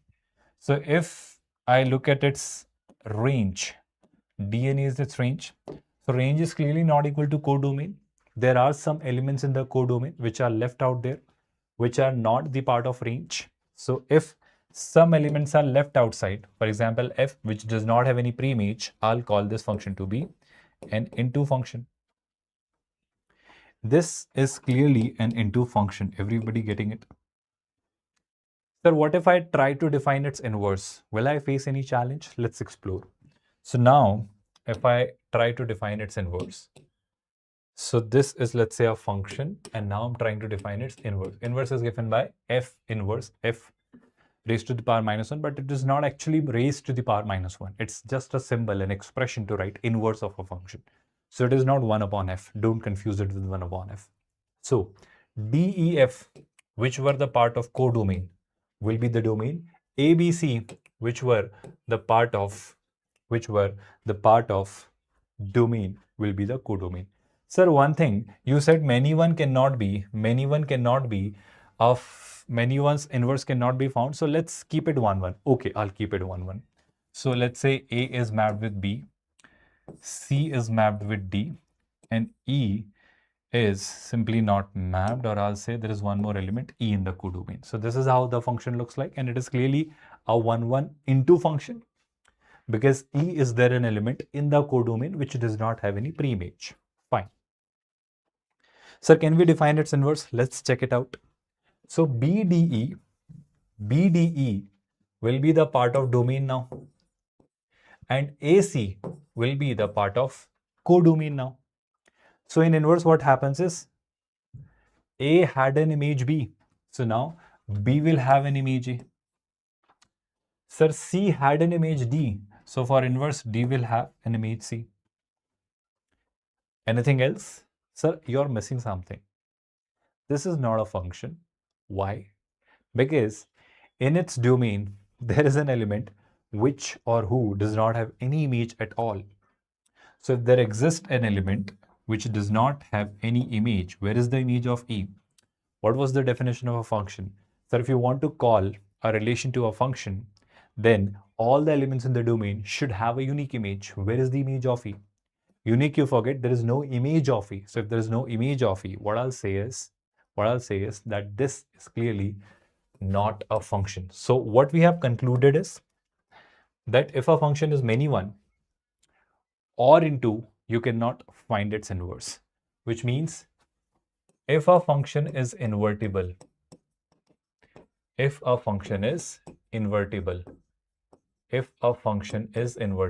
function is invertible means its inverse can be found. So if you are able to find the inverse of a function, it would be possible only when it is 1, 1 and onto, when it is injective as well as surjective. That means a function will be invertible only if it is bijective. I hope you are able to process it, because if it is bijective, that means if it is 1, 1 and onto, for example, 1, 2, 3, 4 are mapped with, let's say, 1, 4, 9 and 16. So first of all, it is 1, 1. Second, it is onto, because the codomain and range are same. So its inverse can be found very easily. Its inverse can be found if it is F. F inverse will be really simple. How? F inverse will be really simple. How? Because 1 is mapped with 1, so 1 will be mapped with 1. 2 is mapped with 4, so 4 will be mapped with 2. 3 is mapped with 9, so 9 will be mapped with 3. 4 is mapped with 16, so 16 will be mapped with 4. Simple, direct, straightforward, clear, isn't it? Everybody got it? Or are you still feeling confused? So for the existence of the inverse of a function, the function has to be bijective. Remember this definition, because we'll be using it when we talk about these standard functions. Let's talk about few more cases, or rather cases, so that you get more clarity on different types of functions. These are the two questions. I'll be solving one of them so that you get more clarity about different kinds of functions. So here, if I'm asked to deal with the domain and range of the following, let's begin with this one. Sir, in this question, if I look at the domain, I know that x square minus 3x plus 2 is written inside an under root sign. So if anything is given inside an under root sign, that has to be non-negative, because under root of non-negative values is defined. Under root of non-negative values is defined. You cannot take square root of any negative value. Yes or no? Green tea ka bola na. You cannot take the square root of any negative value. Yes or no? Everybody getting it?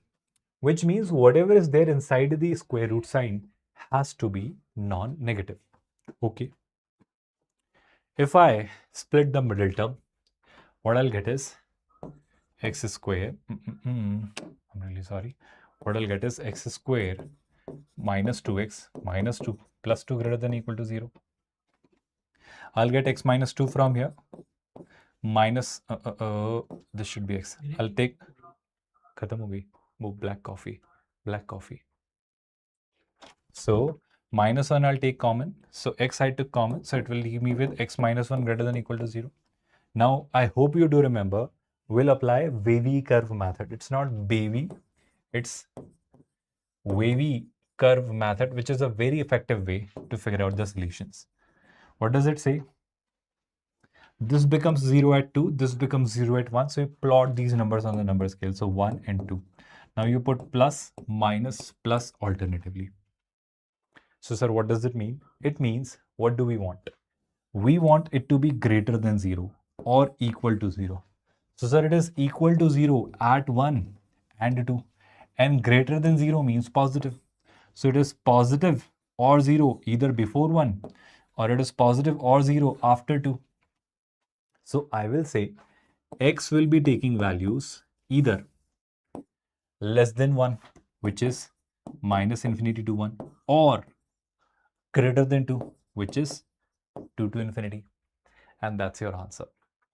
That's your domain.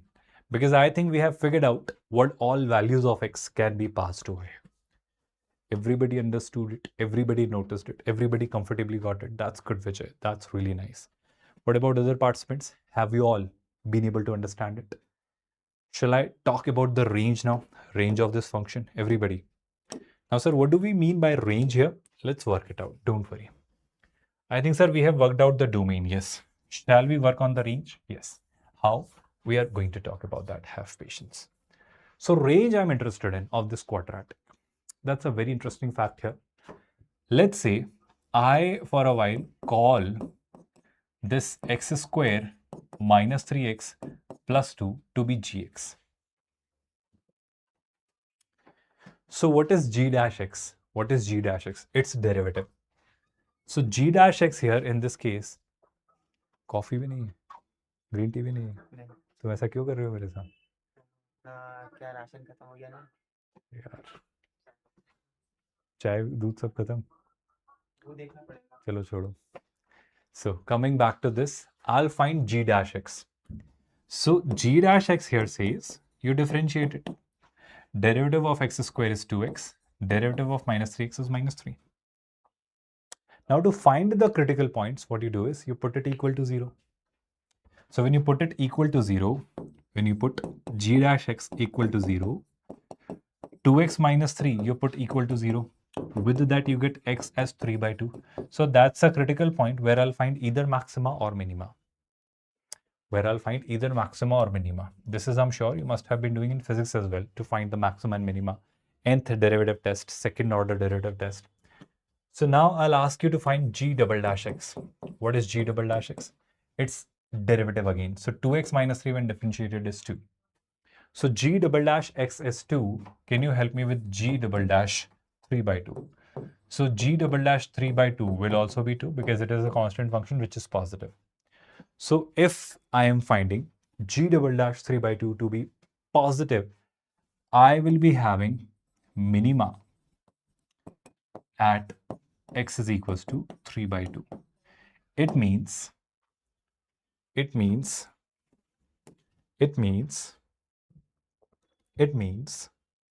that if you have assumed a function gx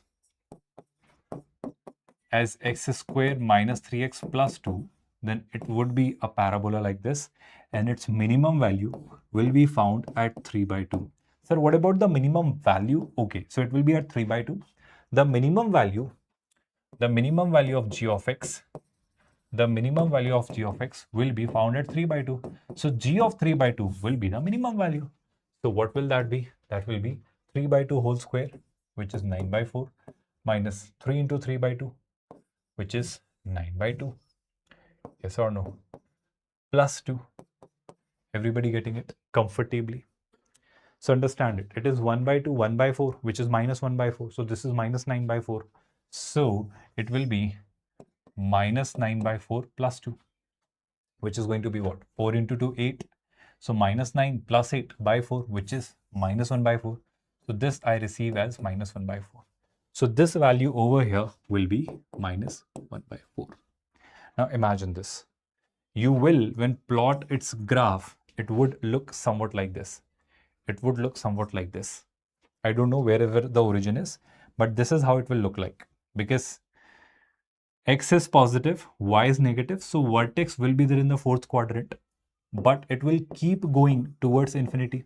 It will keep going up and up towards infinity, but its minimum value will be minus 1 by 4. But sir, the story doesn't end here. You are making a mistake that, sir, you are putting a square root over it. Actually, we are not interested in gx. We are interested in fx. What is fx? Fx is actually root over gx.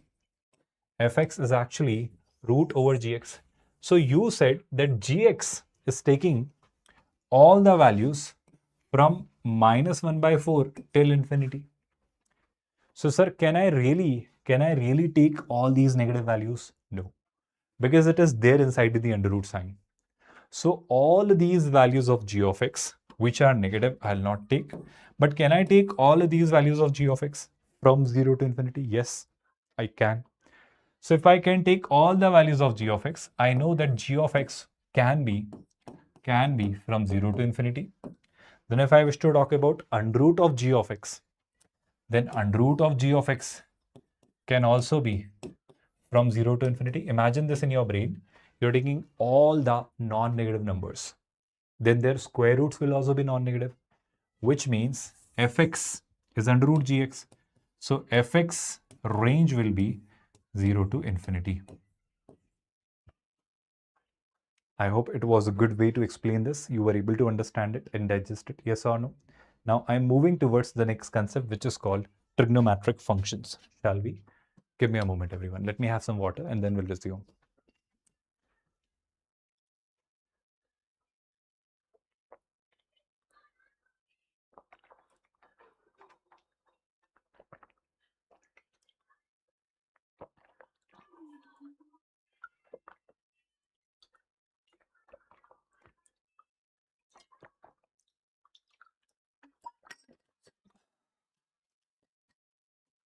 So what are we doing here? Trigonometric functions. Now pay attention, everyone. When you notice and observe trigonometric functions, what you clearly see is that they are periodic. They all are periodic functions. Look at them. Sin x is a sinusoidal wave. It stays between -1 and 1. But it stands for all the values between -infinity to infinity on the x-axis, which means I can try as any angle as an input. So I can pass any angle as an input, but the output which will keep on getting produced, will strictly and clearly lie between -1 and 1. Everybody understanding this as a fact? So when I talk about the domain of sin x, will I not say that, sir, it will lie from -infinity to infinity? But when I talk about the range of sin x, will you not say that, sir, existence of the graph is there from -1 to 1 only? It is not above 1, it is not below -1, so it is clearly between -1 and 1. So its range is going to be closed interval -1 to 1. One more thing, can you help me whether it is odd or even? What kind of function it is? Is it odd or even? Sir, sin x is symmetrical. Sin x is symmetrical with respect to the origin in the opposite quadrants. So if a curve is symmetrical with respect to the origin in the opposite quadrants, what do we call it? We call it an odd function. I think you got it totally, understood it completely without any confusion. Sir, the graph of sin x is shifted pi by 2 units. On the left hand side along with the x-axis. You get the graph of cos x. What did I just say? When you notice the behavior of cos x, it is again a wave. Which is continuous. I mean, existence of the graph on the x-axis, I see from negative infinity to positive infinity, the graph is everywhere on the x-axis. You will see the graph to be existing everywhere on the x-axis. But again, when you look at along with the y-axis, you will see its existence from -1 to 1 only. The graph is there between -1 to 1 only. Are you noticing it? It is not above 1, it is not below -1. Which means what? Which means cos x as a function is again something which has the domain all the real numbers but range -1 to 1. Now can you help me in the comments, students? Cos x, even or odd? Sir, when you look at cos x, it's symmetrical with respect to y-axis. whatever graph we notice on the right hand side of the y-axis, the same reflection we are noticing on the left hand side of the y-axis. I hope you are clearly observing it. The reflection, symmetry along with the y-axis. So if a curve is symmetrical along with the y-axis, what we say is, sir, the function is even. Any confusions, queries, concerns, doubts, if you have, please ask. Shall I now move towards 10x as a function? Everybody getting it? All the participants? No confusion or queries so far? Everybody. Now, when we talk about 10x as a function, absolutely, cos x is even. Good, Vijay. Keep it up. So 10x is something really beautiful because here in 10x, actually 10x is sin x upon cos x. Yes or no? 10x is sin x upon cos x. So sir, wherever cos x becomes 0, 10x will be not defined. Wherever cos x becomes 0, 10x will be not defined. So sir, cos x becomes 0, cos x becomes 0, cos x becomes 0 at all the odd multiples of pi by 2. At all the odd multiples of pi by 2. 1, 3, 5, 7, minus 1, minus 3, minus 5, minus 7. At these multiples of pi by 2, cos x becomes 0.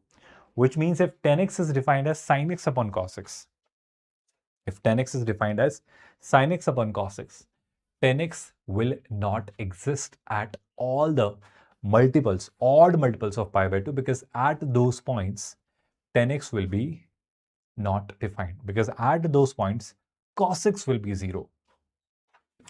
Everybody processed this definition. Everybody understood this definition. Everybody got a complete crystal clear idea, or are you feeling confused?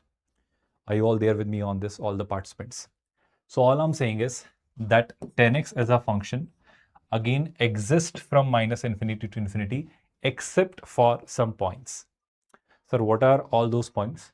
Those points are technically these points which are odd, which are odd multiples of pi by 2, which are odd multiples of pi by 2. So the graph of 10x, let's say between minus pi by 2 and pi by 2, if I notice, it goes from minus infinity to infinity. It goes from minus infinity to infinity. Everybody understanding it? All the participants. And they all are periodic functions. All the trigonometric functions are periodic. They repeat their nature. They repeat a pattern.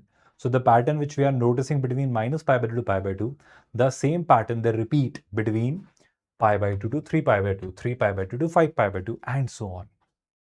So they are periodic functions. They are recursive functions. They repeat themselves. They not recursive. They are periodic. They repeat themselves. They occur again. They keep on occurring. Repeating the same pattern. So domain was very well sorted, sir. You could put all the real numbers, but not the odd multiples of pi by 2. 2n plus 1 or 2n minus 1 is odd, where n is a natural number or an integer. And here, please pay attention, everyone. Range-wise, I'll say on the y-axis, I can trace the graph everywhere. On the y-axis, I can trace the graph everywhere. Yes or no? The graph did not break at all. The graph existed totally and completely. So I'll say range of 10x will be all the real numbers. Everybody got it comfortably without any confusion? Yes or no? Now, the way we defined 10x, can we not define cortex? What is cortex? How do you treat cortex? Sir, cortex is actually cos x upon sin x. Cortex is actually cos x upon sin x. So what is the problem with cortex? Sir, cortex will be not defined whenever sin x becomes 0. So when do we see sin x becoming 0? You go back and see and notice the graph of sin x. Do you remember? Sin x becomes 0 at all the multiples of pi. 0, pi, 2 pi, minus 2 pi, 3 pi, minus 3 pi, 5 pi, minus 5 pi. So sin x becomes 0 at all the multiples of pi, which means cortex will be not defined at all the multiples of pi. And cortex is reciprocal of 10x. So if 10x had a curvature like this, 10x had a curvature like this, cortex will be reciprocal, which means it will be inverted. It is 1 upon 10x actually. So first of all of these points which are multiple of pi, like 0, pi, 2 pi, minus pi, at these points, cot x will not exist. Sir, why? Because cot x has sin x in its denominator, and wherever sin x becomes 0, those points are not included in cot x. Everybody got my point? Sir, what does it mean? That means that the graph of cot x stays everywhere on the x-axis. It stays everywhere on the x-axis except for the points where sin x becomes 0, and sin x becomes 0 at all the multiples of pi. So r minus n pi will be my domain. Absolutely. Vijay, for which part? Are you asking it for 10x? All the multiples of pi, then why did you write 2n plus 1 pi? No, it is n pi, 2n, 2n. Vijay, that I wrote for 10. 10 is not defined whenever cos x becomes 0, and cos x becomes 0 at all the odd multiples of pi by 2. So there I wrote 2n plus 1 times pi by 2. But here in this case, I am now talking about cot x. So cot x becomes 0 whenever sine becomes 0. So sine becomes 0 at pi, 0, 2 pi, 3 pi, 5 pi, 4 pi, 7 pi, 8 pi.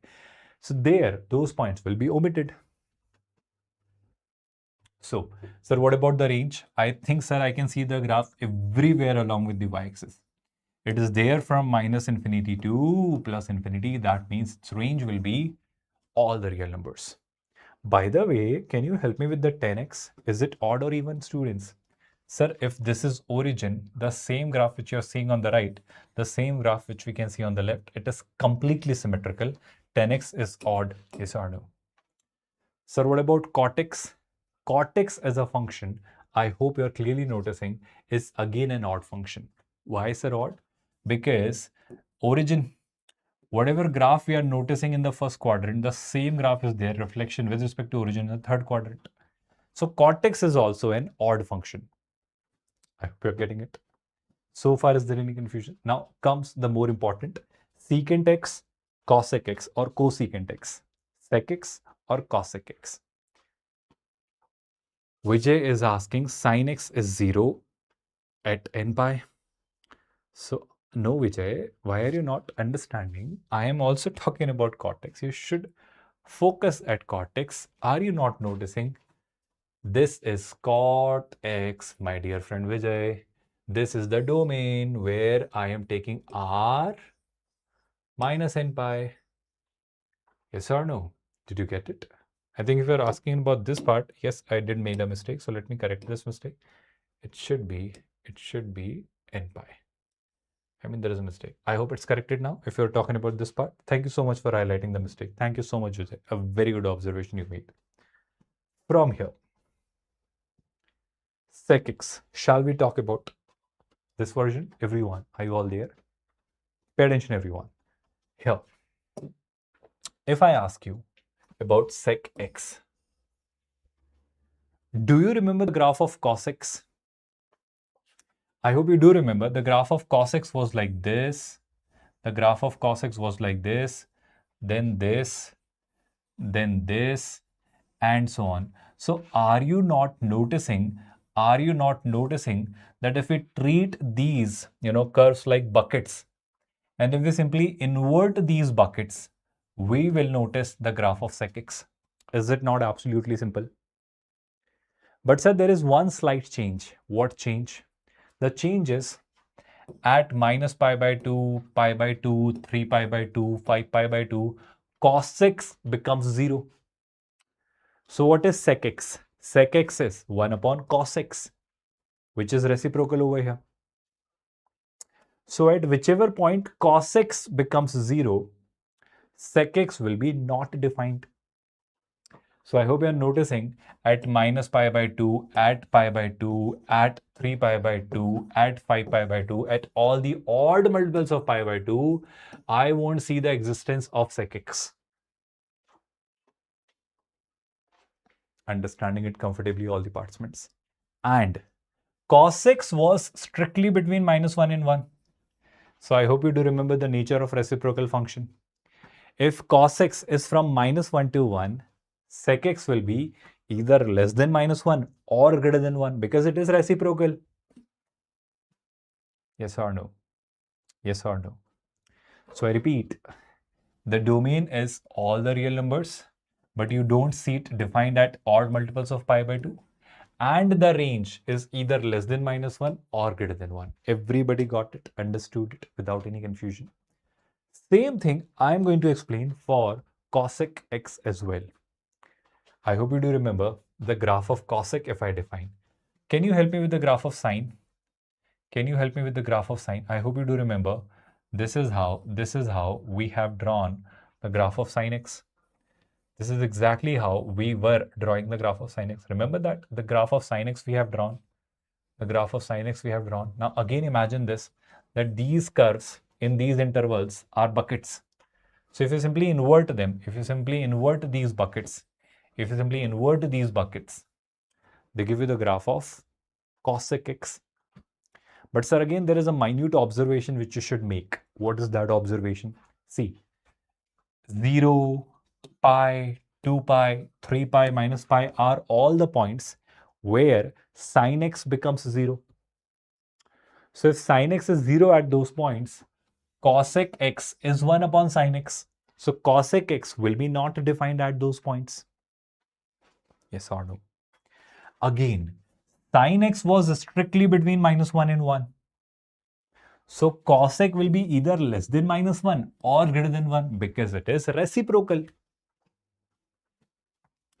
Are you all processing all of these thoughts comfortably without getting confused? Yes or no, all the participants? Shall I move ahead from here if you have gotten this much comfortably? I'll move ahead with few more questions and some more concepts, but let us take another 5 minutes break and then we'll resume. Is that okay, everyone? 5 minutes break. I'll be back after 5 minutes. Will that be okay? So we'll take another 5 minutes break and then we'll be back. You also take a break of 5 minutes and then we'll resume.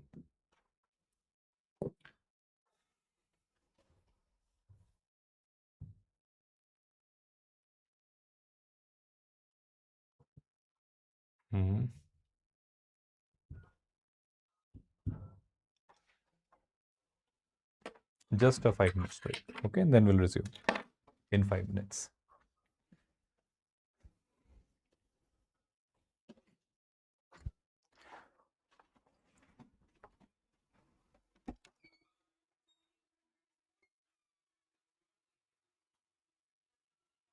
जिसको बोलना ना पानी और दे दे मेरे को. गए क्या सब लोग? गए? अरे यार. थोड़ा गरम करना क्या? अरे खा लो. चाकू है इधर? अरे खा लो भाई. हाँ थोड़ा गरम मिला देना, ठंडा आ रहा है भाई.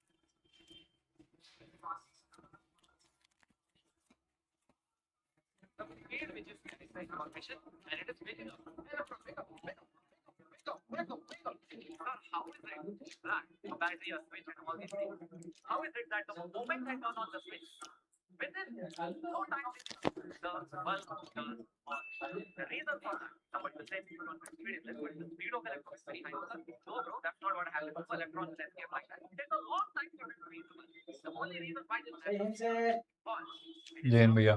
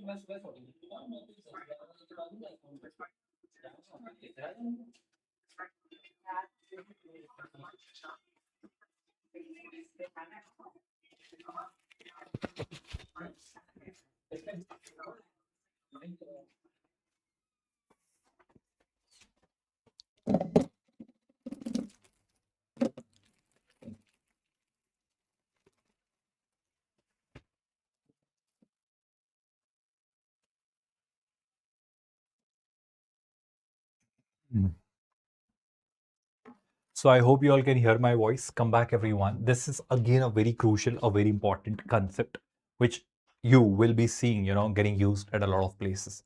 What does it say? Let's talk about it. Pay attention, everyone. Here, this formula says, let's say if you ever get something as 3 cos theta plus 4 sin theta. So first of all, ensure that this angle and this angle are same. So if they are same, you can always say that its range is going to be negative of under root over 3 square plus 4 square to positive of under root over 3 square plus 4 square, which I think we know 9 plus 16, 25, square root is 5. So you can always say that 3 cos theta plus 4 sin theta will always lie between -5 and 5, which means this trigonometric expression can never be less than -5, can never be greater than 5. Understood this point, everyone? All the participants? Everybody got it? Any queries or confusions? Let's solve some questions to get more clarity. This question over here says that find the range of f of x. Okay. We need to find the range. So first of all, I know that if I'm asked about the domain, I'll say that 2 cos x minus 1 cannot be 0, which means I'll say cos x cannot be 1 by 2. And regarding this, we'll talk about more detailed clarity in trigonometric functions. But I'm sure you know it. You know the pattern, don't you? If you are ever told cos theta is equals to cos alpha, we have studied it in 11th standard. Whenever I'm told cos theta is equals to cos alpha, we know the general solution. It is given by 2n pi plus alpha. So here, if I take it to this question where I'm talking about the domain, which is not asked, but still if we are working it out, then I'll say cos x should not be equal to cos of 1 by 2. The numerically smallest possible angle, if I ask you 1 by 2, I hope you know that it is clearly 60 degree. 60 degree means pi by 3. So if cos theta is equals to cos alpha, theta is 2n pi plus alpha, where n is an integer. So there it is not that. It is not that. Which means if I'm asked the domain, if I'm asked about the domain, what I'll say, that sir, you take all the real numbers. X belongs to all the real numbers except for these category of numbers, which are of the category 2n pi plus pi by 3, where n is any integer. Tell me in the comments. Everybody understood this domain part, although you were not asked it, but still we have done it. Are you all there with me?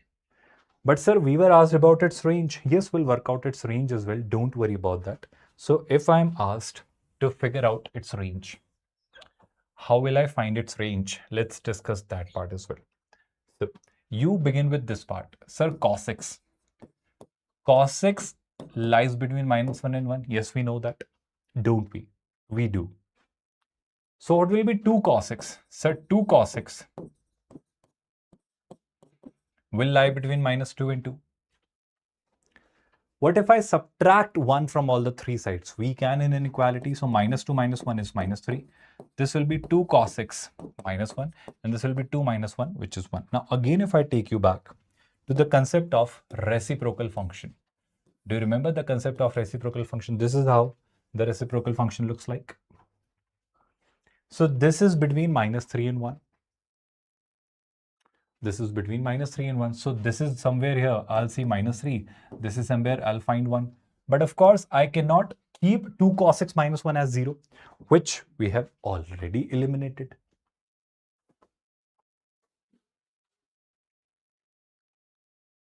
Oh yes, I made a mistake.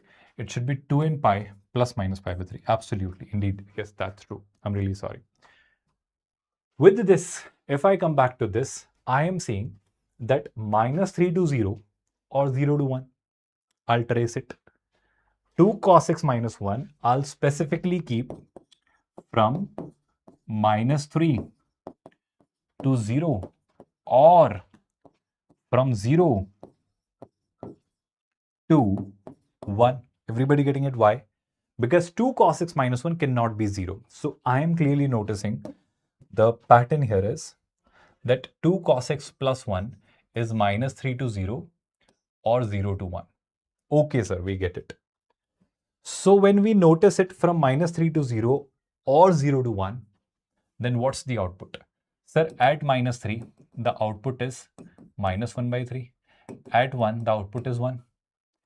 So I hope you are clearly processing it. If it is getting confusing, let me write it in a more better format so that it becomes more understandable in a more clearer format.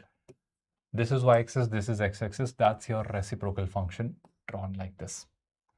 Now, if I give you this is -3, this is 1. So at 1, the output is 1. At -3, the output is -1/3. So imagine this, I am taking all the values from -3 to 0, excluding 0. So output, I hope you are seeing, is there all the values from -infinity to -1/3. Or when I take all the values from 0 to 1, I'm getting all the values from 1 to infinity. I'm getting all the values from 1 to infinity. So output is from 1 to infinity. This is how you see it from this perspective, reciprocal functions perspective. Now, if I take the reciprocal of 2 cos x minus 1, when 2 cos x minus 1 is from -3 to 0, the output will be from -infinity to -1/3. So output will be from -infinity to -1/3. Or when 2 cos x minus 1 is from 0 to 1, it is from 1 to infinity. So 1 upon 2 cos x minus 1 will be from 1 to infinity. So sir, what have you concluded? I think we have gotten the range, haven't we? I think we have gotten the range. Sir, how? I think this is exactly what we were looking for. 2 cos x minus 1's reciprocal is f of x actually. So we have now worked out that f of x lies between all the values from -infinity to -1/3. So range is -infinity to -1/3, or means union 1 to infinity. So that's your range, the answer to this question.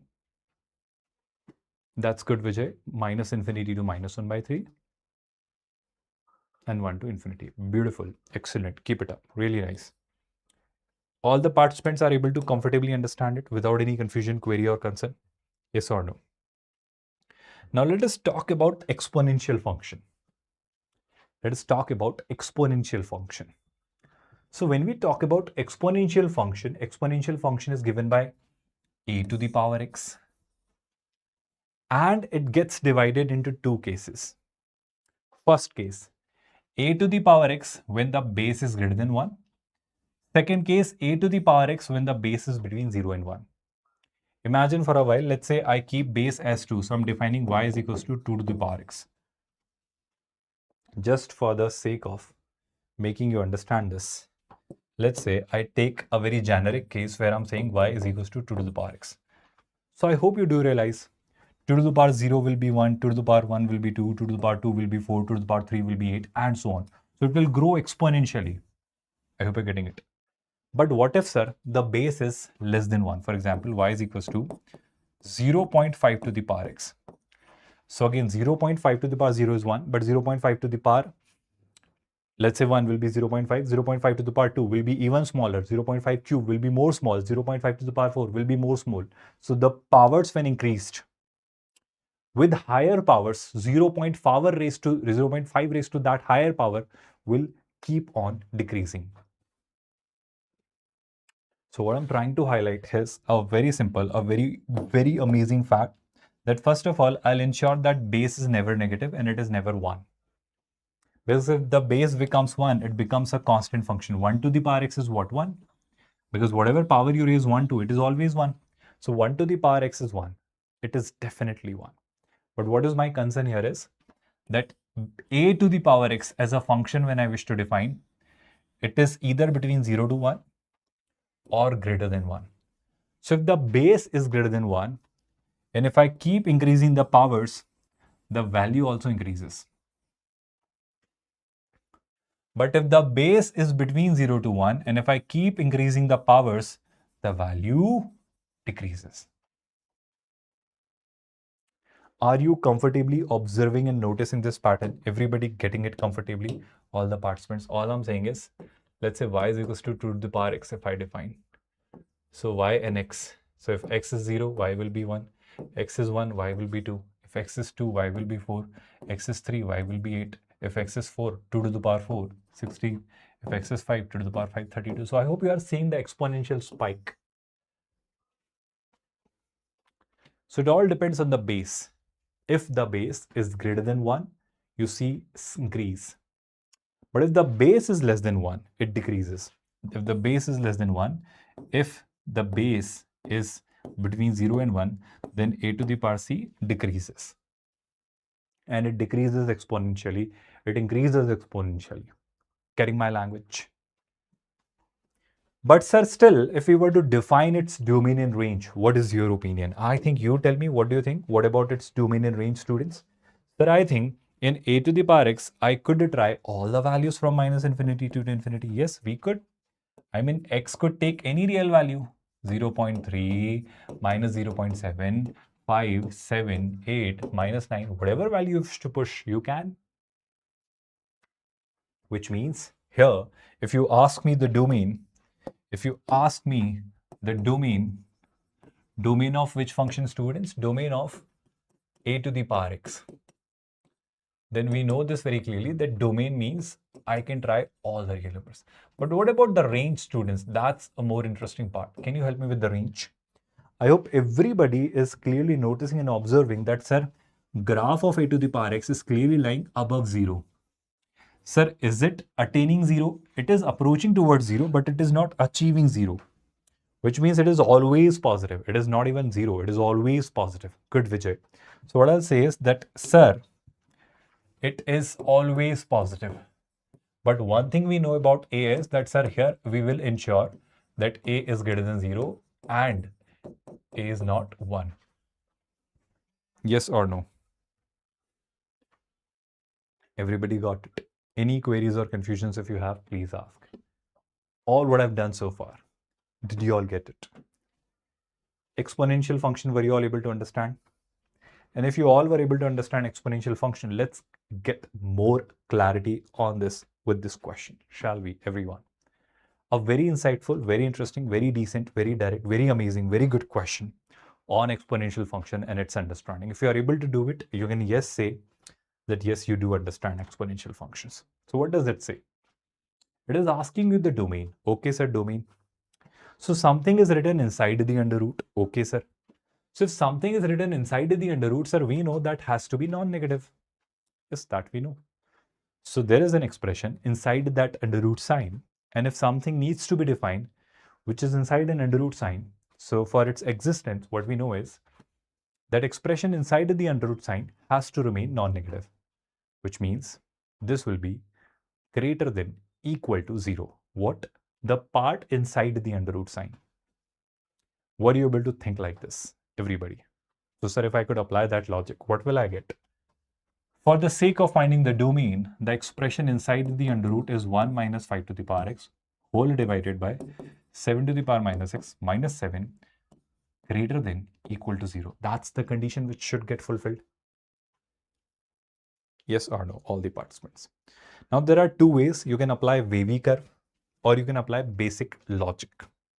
Shall we apply basic logic here? Imagine this. First of all, equal to 0. Let's talk about equal to 0.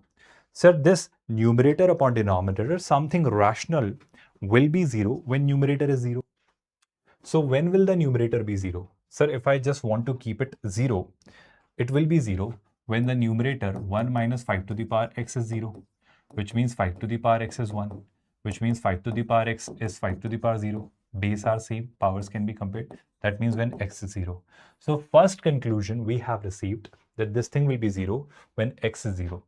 So x being 0, is it an acceptable value? I think yes. Is it creating any problem in the denominator? I don't think so, because I repeat, x when 0 pushed in the denominator, it gives you something finite. 7 to the power 0, 1, 1 minus 6 is minus 6. 0 upon minus 6 is 0, under root of 0 is 0. So it is very well defined at 0. So can I, without any hesitation, take x as 0? Yes, sir, we can. So I am now confirmed that x can take 0. So if x can take 0, I'll say that in its domain, x will be taking a value 0. But other than that, now if equal to 0 was mattering or was a matter of concern, I think that I have removed. I'll just put it greater than 0 now. I repeat, just to avoid some confusion, I have removed that possibility of equal to 0 because it is equal to 0 at x is equals to 0. So that I have considered. Apart from that now, it should be positive. Yes. So imagine this, something upon something is positive. When does that happen? Sir, two cases. Either both of them are positive or both of them are negative. So sir, if both of them are positive, that means what? 1 minus 5 to the power x should be positive and 7 to the power minus x minus 7 should be positive. Sir, or both of them are negative, which means 1 minus 5 to the power x is negative and 7 to the power minus x minus 7 should be negative. Yes or no? This is the very basic way of doing it. In an examination like IIT JEE, you don't do it like this. But in board examinations, this is exactly how you're supposed to do it. Otherwise, they'll deduct your marks. They'll not give you the total marks or the full marks or the complete marks. So here, if I wish to solve it, 5 to the power x, I'll take there. So 5 to the power x is greater than 1. And here, 7 to the power minus x, if I take there, so it is 7 to the power minus x greater than 7. Or here, if I say, I'll say 5 to the power x will be less than 1. And 7 to the power minus x is greater than 7. Correct me if I'm wrong. Did I make any mistake? I think I did. Here it should have been less than. I'm really sorry. I think other than that, everything is correct. 5 to the power x is greater than 1. 7 to the power minus x is less than 7. 5 to the power x is less than 1. Just opposite of it. Yes. Now, this one, can I write as 5 to the power 0? So 5 to the power x is greater than 5 to the power 0. And 7 to the power minus x is less than 7 to the power 1. Here also, 5 to the power x is less than 5 to the power 0. And 7 to the power minus x is greater than 7 to the power 1. Are you all there with me? Any confusion so far? Did you all get it? Now, remember this, when the base is greater than 1, everything in life remains very much sorted. Everything in life remains very much sorted means, if the base is greater than 1, whatever is the sign, the same sign will follow between their powers. So x will be greater than 0 and the base is greater than 1. So the same sign will be followed between their powers, which means minus x will be less than 1. Here, the base is greater than 1 and same. So the sign is less than. Same sign will be there between x and 0. And the base is same and greater than 1. Sign is greater than. So same sign will be there between minus x and 1. Everyone comfortably understanding it without feeling confused, without getting confused? Are you all getting it totally, absolutely, and completely? So from here, if I take it further, of course, I'm supposed to put an or between these two cases. So this case says that, sir, x should be greater than 0 and minus x should be less than 1, which means I hope you realize if I multiply both these sides by minus sign, so x less than becomes greater than and this becomes minus 1. So this says x should be greater than minus 1. So what is the intersection of both? I hope I did not tell you. Intersection is the common part. So I think this is that common part. Yes or no? Yes or no? So x greater than 0 is what I get here. Now, or let's talk about this scenario. This scenario says x should be less than 0. Okay. X should be less than 0. And this says minus x greater than 1. So if I multiply minus sign, x greater than become less than and it becomes minus 1. So this part says it should be less than minus 1. Now what is the intersection? This part is the intersection. So this part will say that x should be less than minus 1.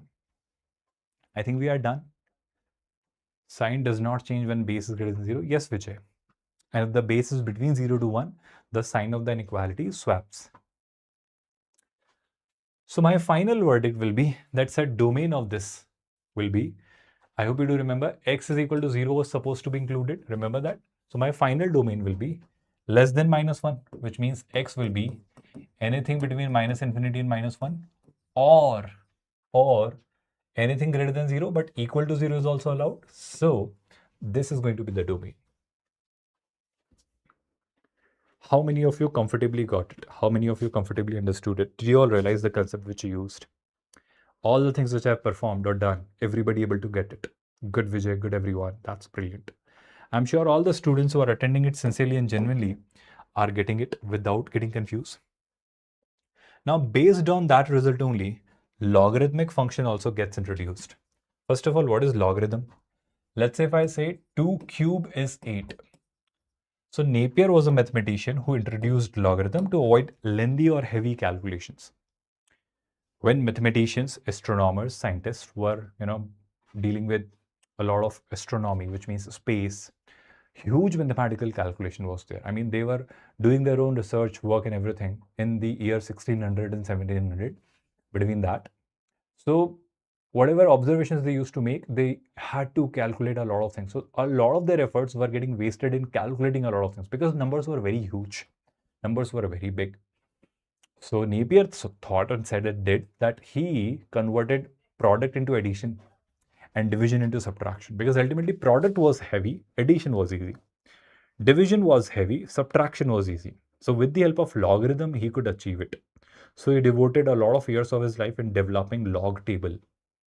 And because of that, we are so thankful that in that era, when there was no calculator or AI, he could help a lot of scientists, mathematicians, and astronomers with heavy, huge calculations in a very simplified task. That's exactly what logarithm does. How? He said that if 2 cube is 8, so we know this is base, this is final value, and this is the power. So if I want to talk in terms of powers, you can use log. So I'll say that log of 8 at base 2 is 3. So how do we read it? We read it as that if 2 is raised to power 3, it will result into 8. If 2 is raised to power 3, it will result into 8. Vijay is saying, sir, previous I or V should take union. Yes, yes. Whenever there is or union, whenever there is and intersection. So this is what I have told you so far regarding logarithm, which means, let's say if I ever ask you, 10 should be raised to what power so that it gives you 1000. That's how you write it in terms of exponents.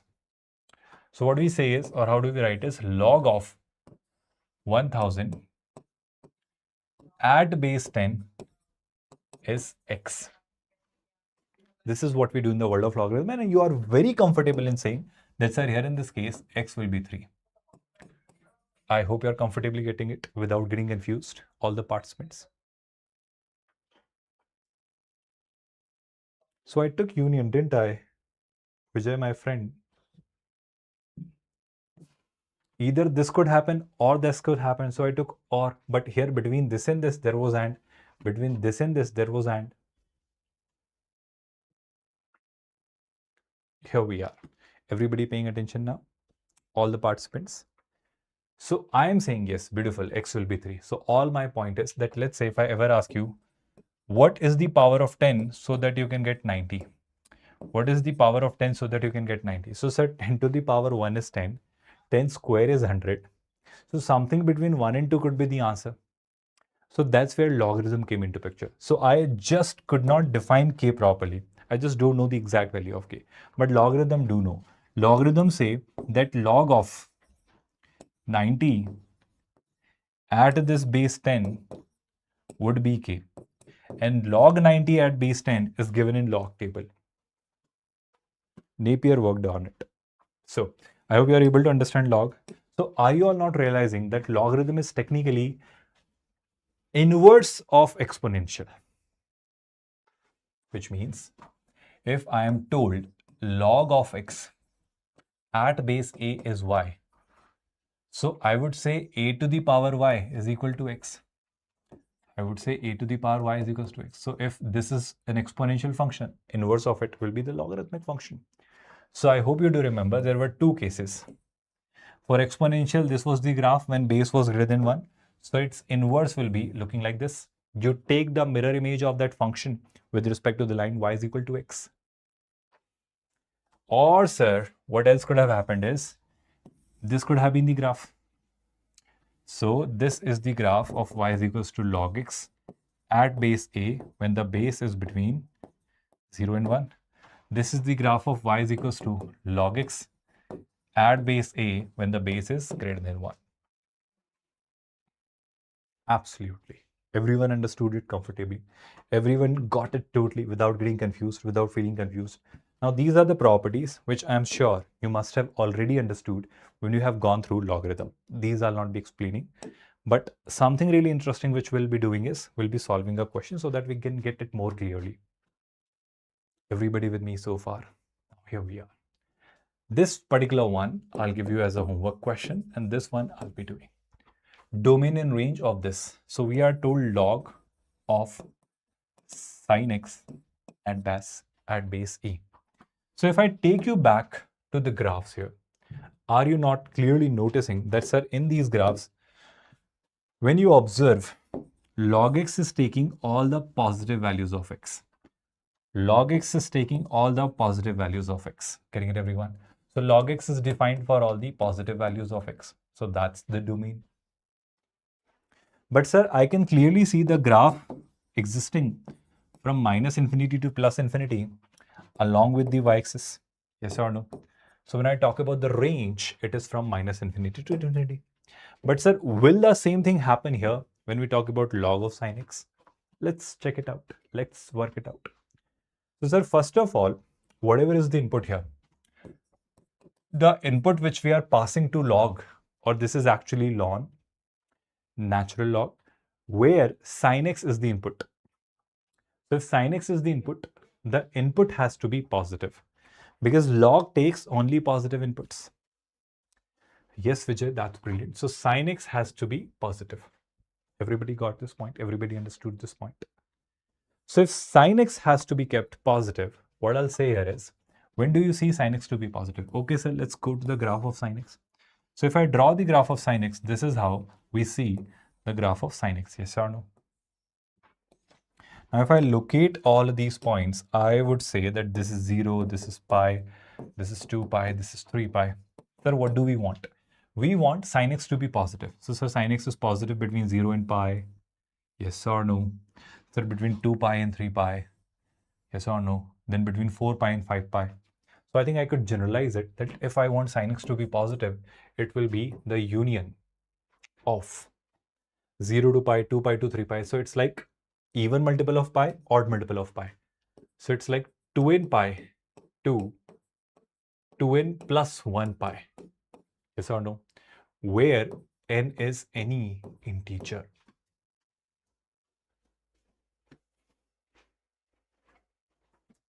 Did you all get it? The domain part. Yes, Vijay. Absolutely, sin x will be from 0 to 1. But we are not interested in sin x. We are actually interested in x. So sin x will be from 0 to 1, but sin x is 0 to 1 from 2n pi to 2n plus 1 pi. Everybody understood this logic comfortably? Yes or no? But sir, that's the domain. Can you really work out the range as well? Yes, we can. How?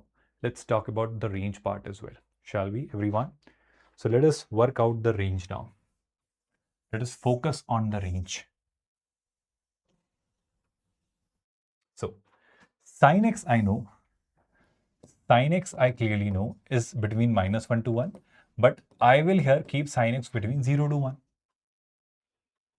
Absolutely, absolutely, Vijay, keep it up. I'll keep sin x between 0 to 1. So if we are keeping sin x between 0 to 1, what are we noticing or observing here is that, sir, if you take log on all the three sides, if you don't get me, I'll draw the graph of log. So this is the graph of log that at base E. So this is 0, this is 1.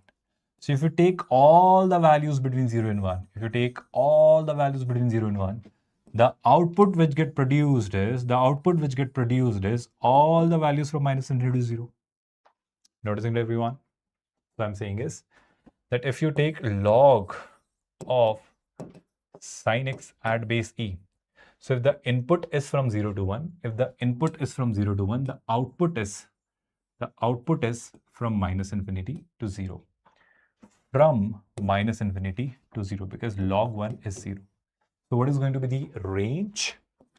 Range here for this function will be minus infinity to 0.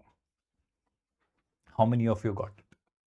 How many of you understood it? No, again, Vijay, range is not 0 to 1. 0 to 1 is the value of sin x. which you can pass as an input.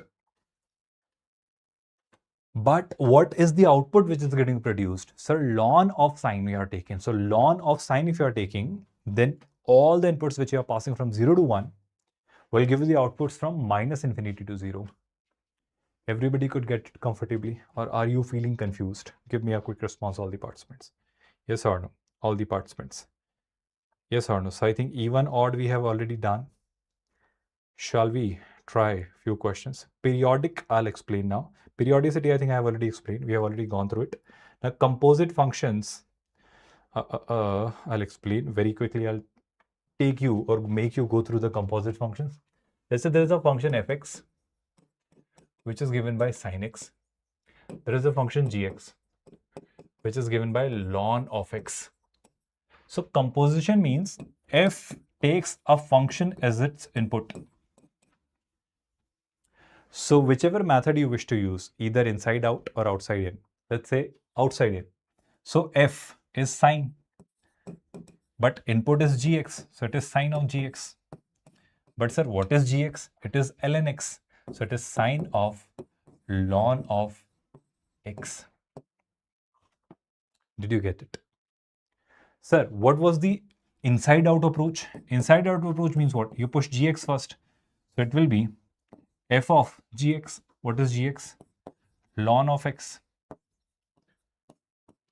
Sir, f of anything is sine of that thing.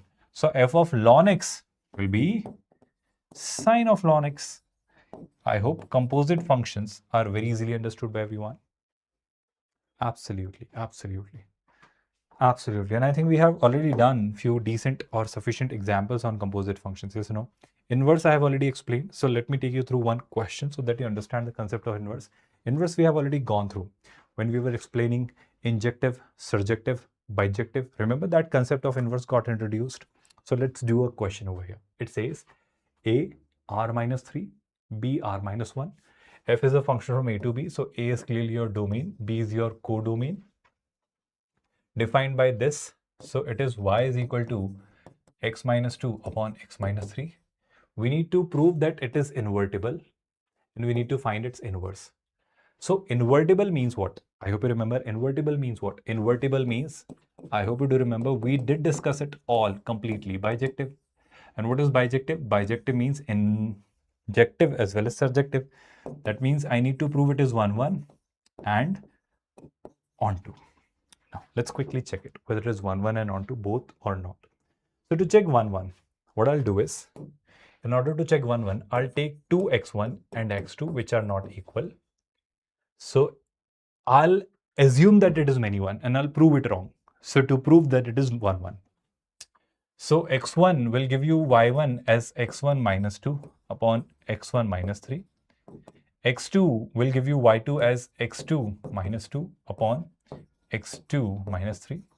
Now if I do the cross multiplication, what I'll get is x1 x2, then x1 into 3, then minus 2x2, then plus 6. Similarly, this and this, x1 x2, then x2 into minus 3,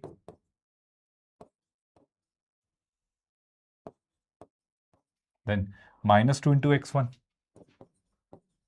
and then minus 2 into minus 3, that's plus 6. 6, 6, x1, x2, x1, x2 are cancelled. Now, if I take this 3x2 here and 2x2 there, so this will be 3x2 minus 3x1. So 3, if I take common, it will be x2 minus x1. 2 if I take common there, 2 if I take common there, so it will be 2 times x2 minus x1. Now, I hope you do all agree. You all must clearly agree that, sir, imagine this in your brain, that 3 times this is equals to 2 times this is equal. This can happen only when this and this are 0, because they are identical. So if you cancel x2 minus x1 by x2 minus x1, you will get 3 is equal to 2, which is mathematically false. So if you want to say that they are same, so it can happen only when x1 and x2 minus x1 is 0. So I'll be claiming that x2 minus x1 is 0, which means I could claim that x1 and x2 are same. While I started my assumption that x1 and x2 are not same, I could prove that x1 and x2 are same, which means I could not prove that it is many 1. I took two different values of x for which I generated the same value of y in order to prove that it is many 1. But when I produced that idea, I finally concluded that no, sir, if your y1 and y2 are same, then x1 and x2 are not different. They are also same, as we have just seen in the conclusion. What does it imply? Sir, it implies it is contradiction. It is 1, 1.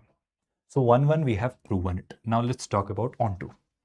Sir, how do we prove onto? Let's do it. Have patience. So to prove it onto, y is x minus 2 into x minus 3. So if I cross multiply, it will be xy minus 3y is equal to x minus 2. X I'll take here. So it will be xy minus x. 3y I'll take there. So it will be 3y minus 2. X I'll take common. So it will be y minus 1.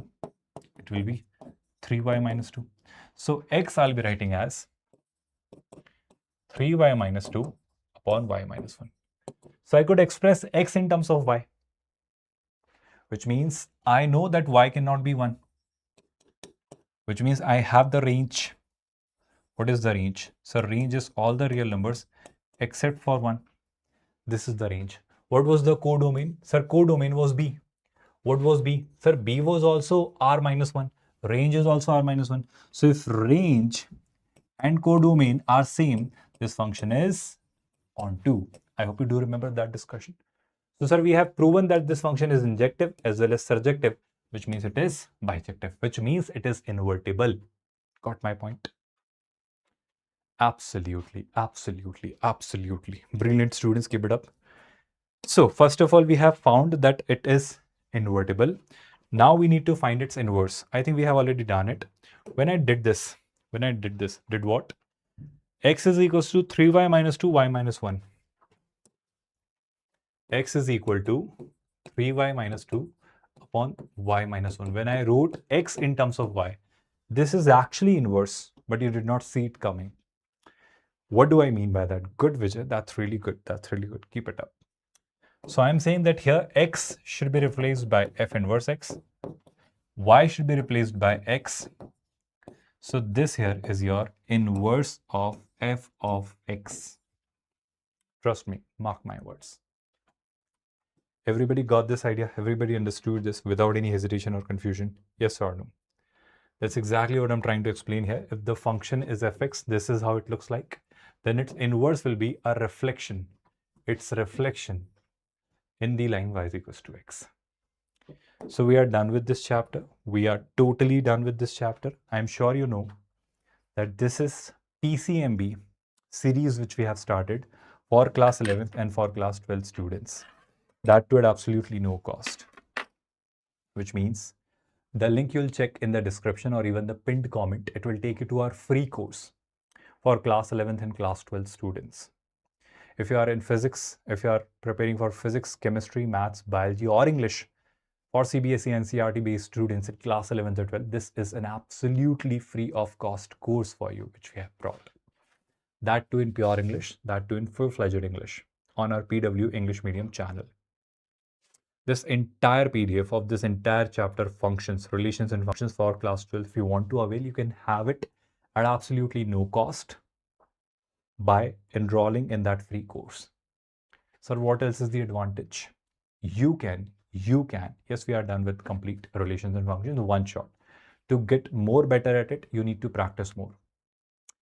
24/7 doubt clearance support mechanism is also we are providing to you at absolutely no cost. You can check it out by clicking on the link in the description.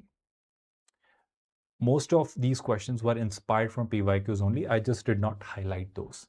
Okay, Vijay? Check it out. You will notice it. You try it out by yourself and then post them as the doubts. Will resolve it. So with this, shall we call it a day? Everyone understood it. Any queries or concerns if you have, please ask. Otherwise, we'll call it a day. Quickly. I'm waiting for another 1 to 2 minutes and then we'll conclude it.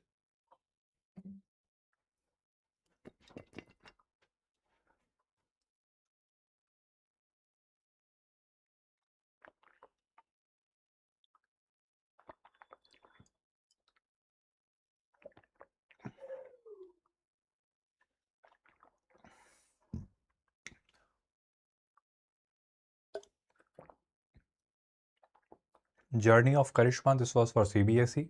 If you want to prepare for JEE, we have PWJE English as well. There you can prepare for JEE.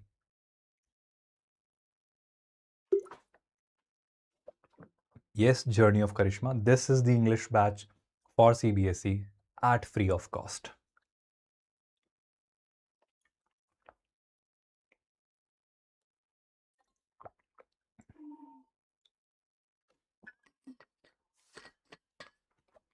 Great, Vijay. Keep it up. Your consistency really inspires us. So, good day, everyone. Good night. Take a good care of yourself. Good night.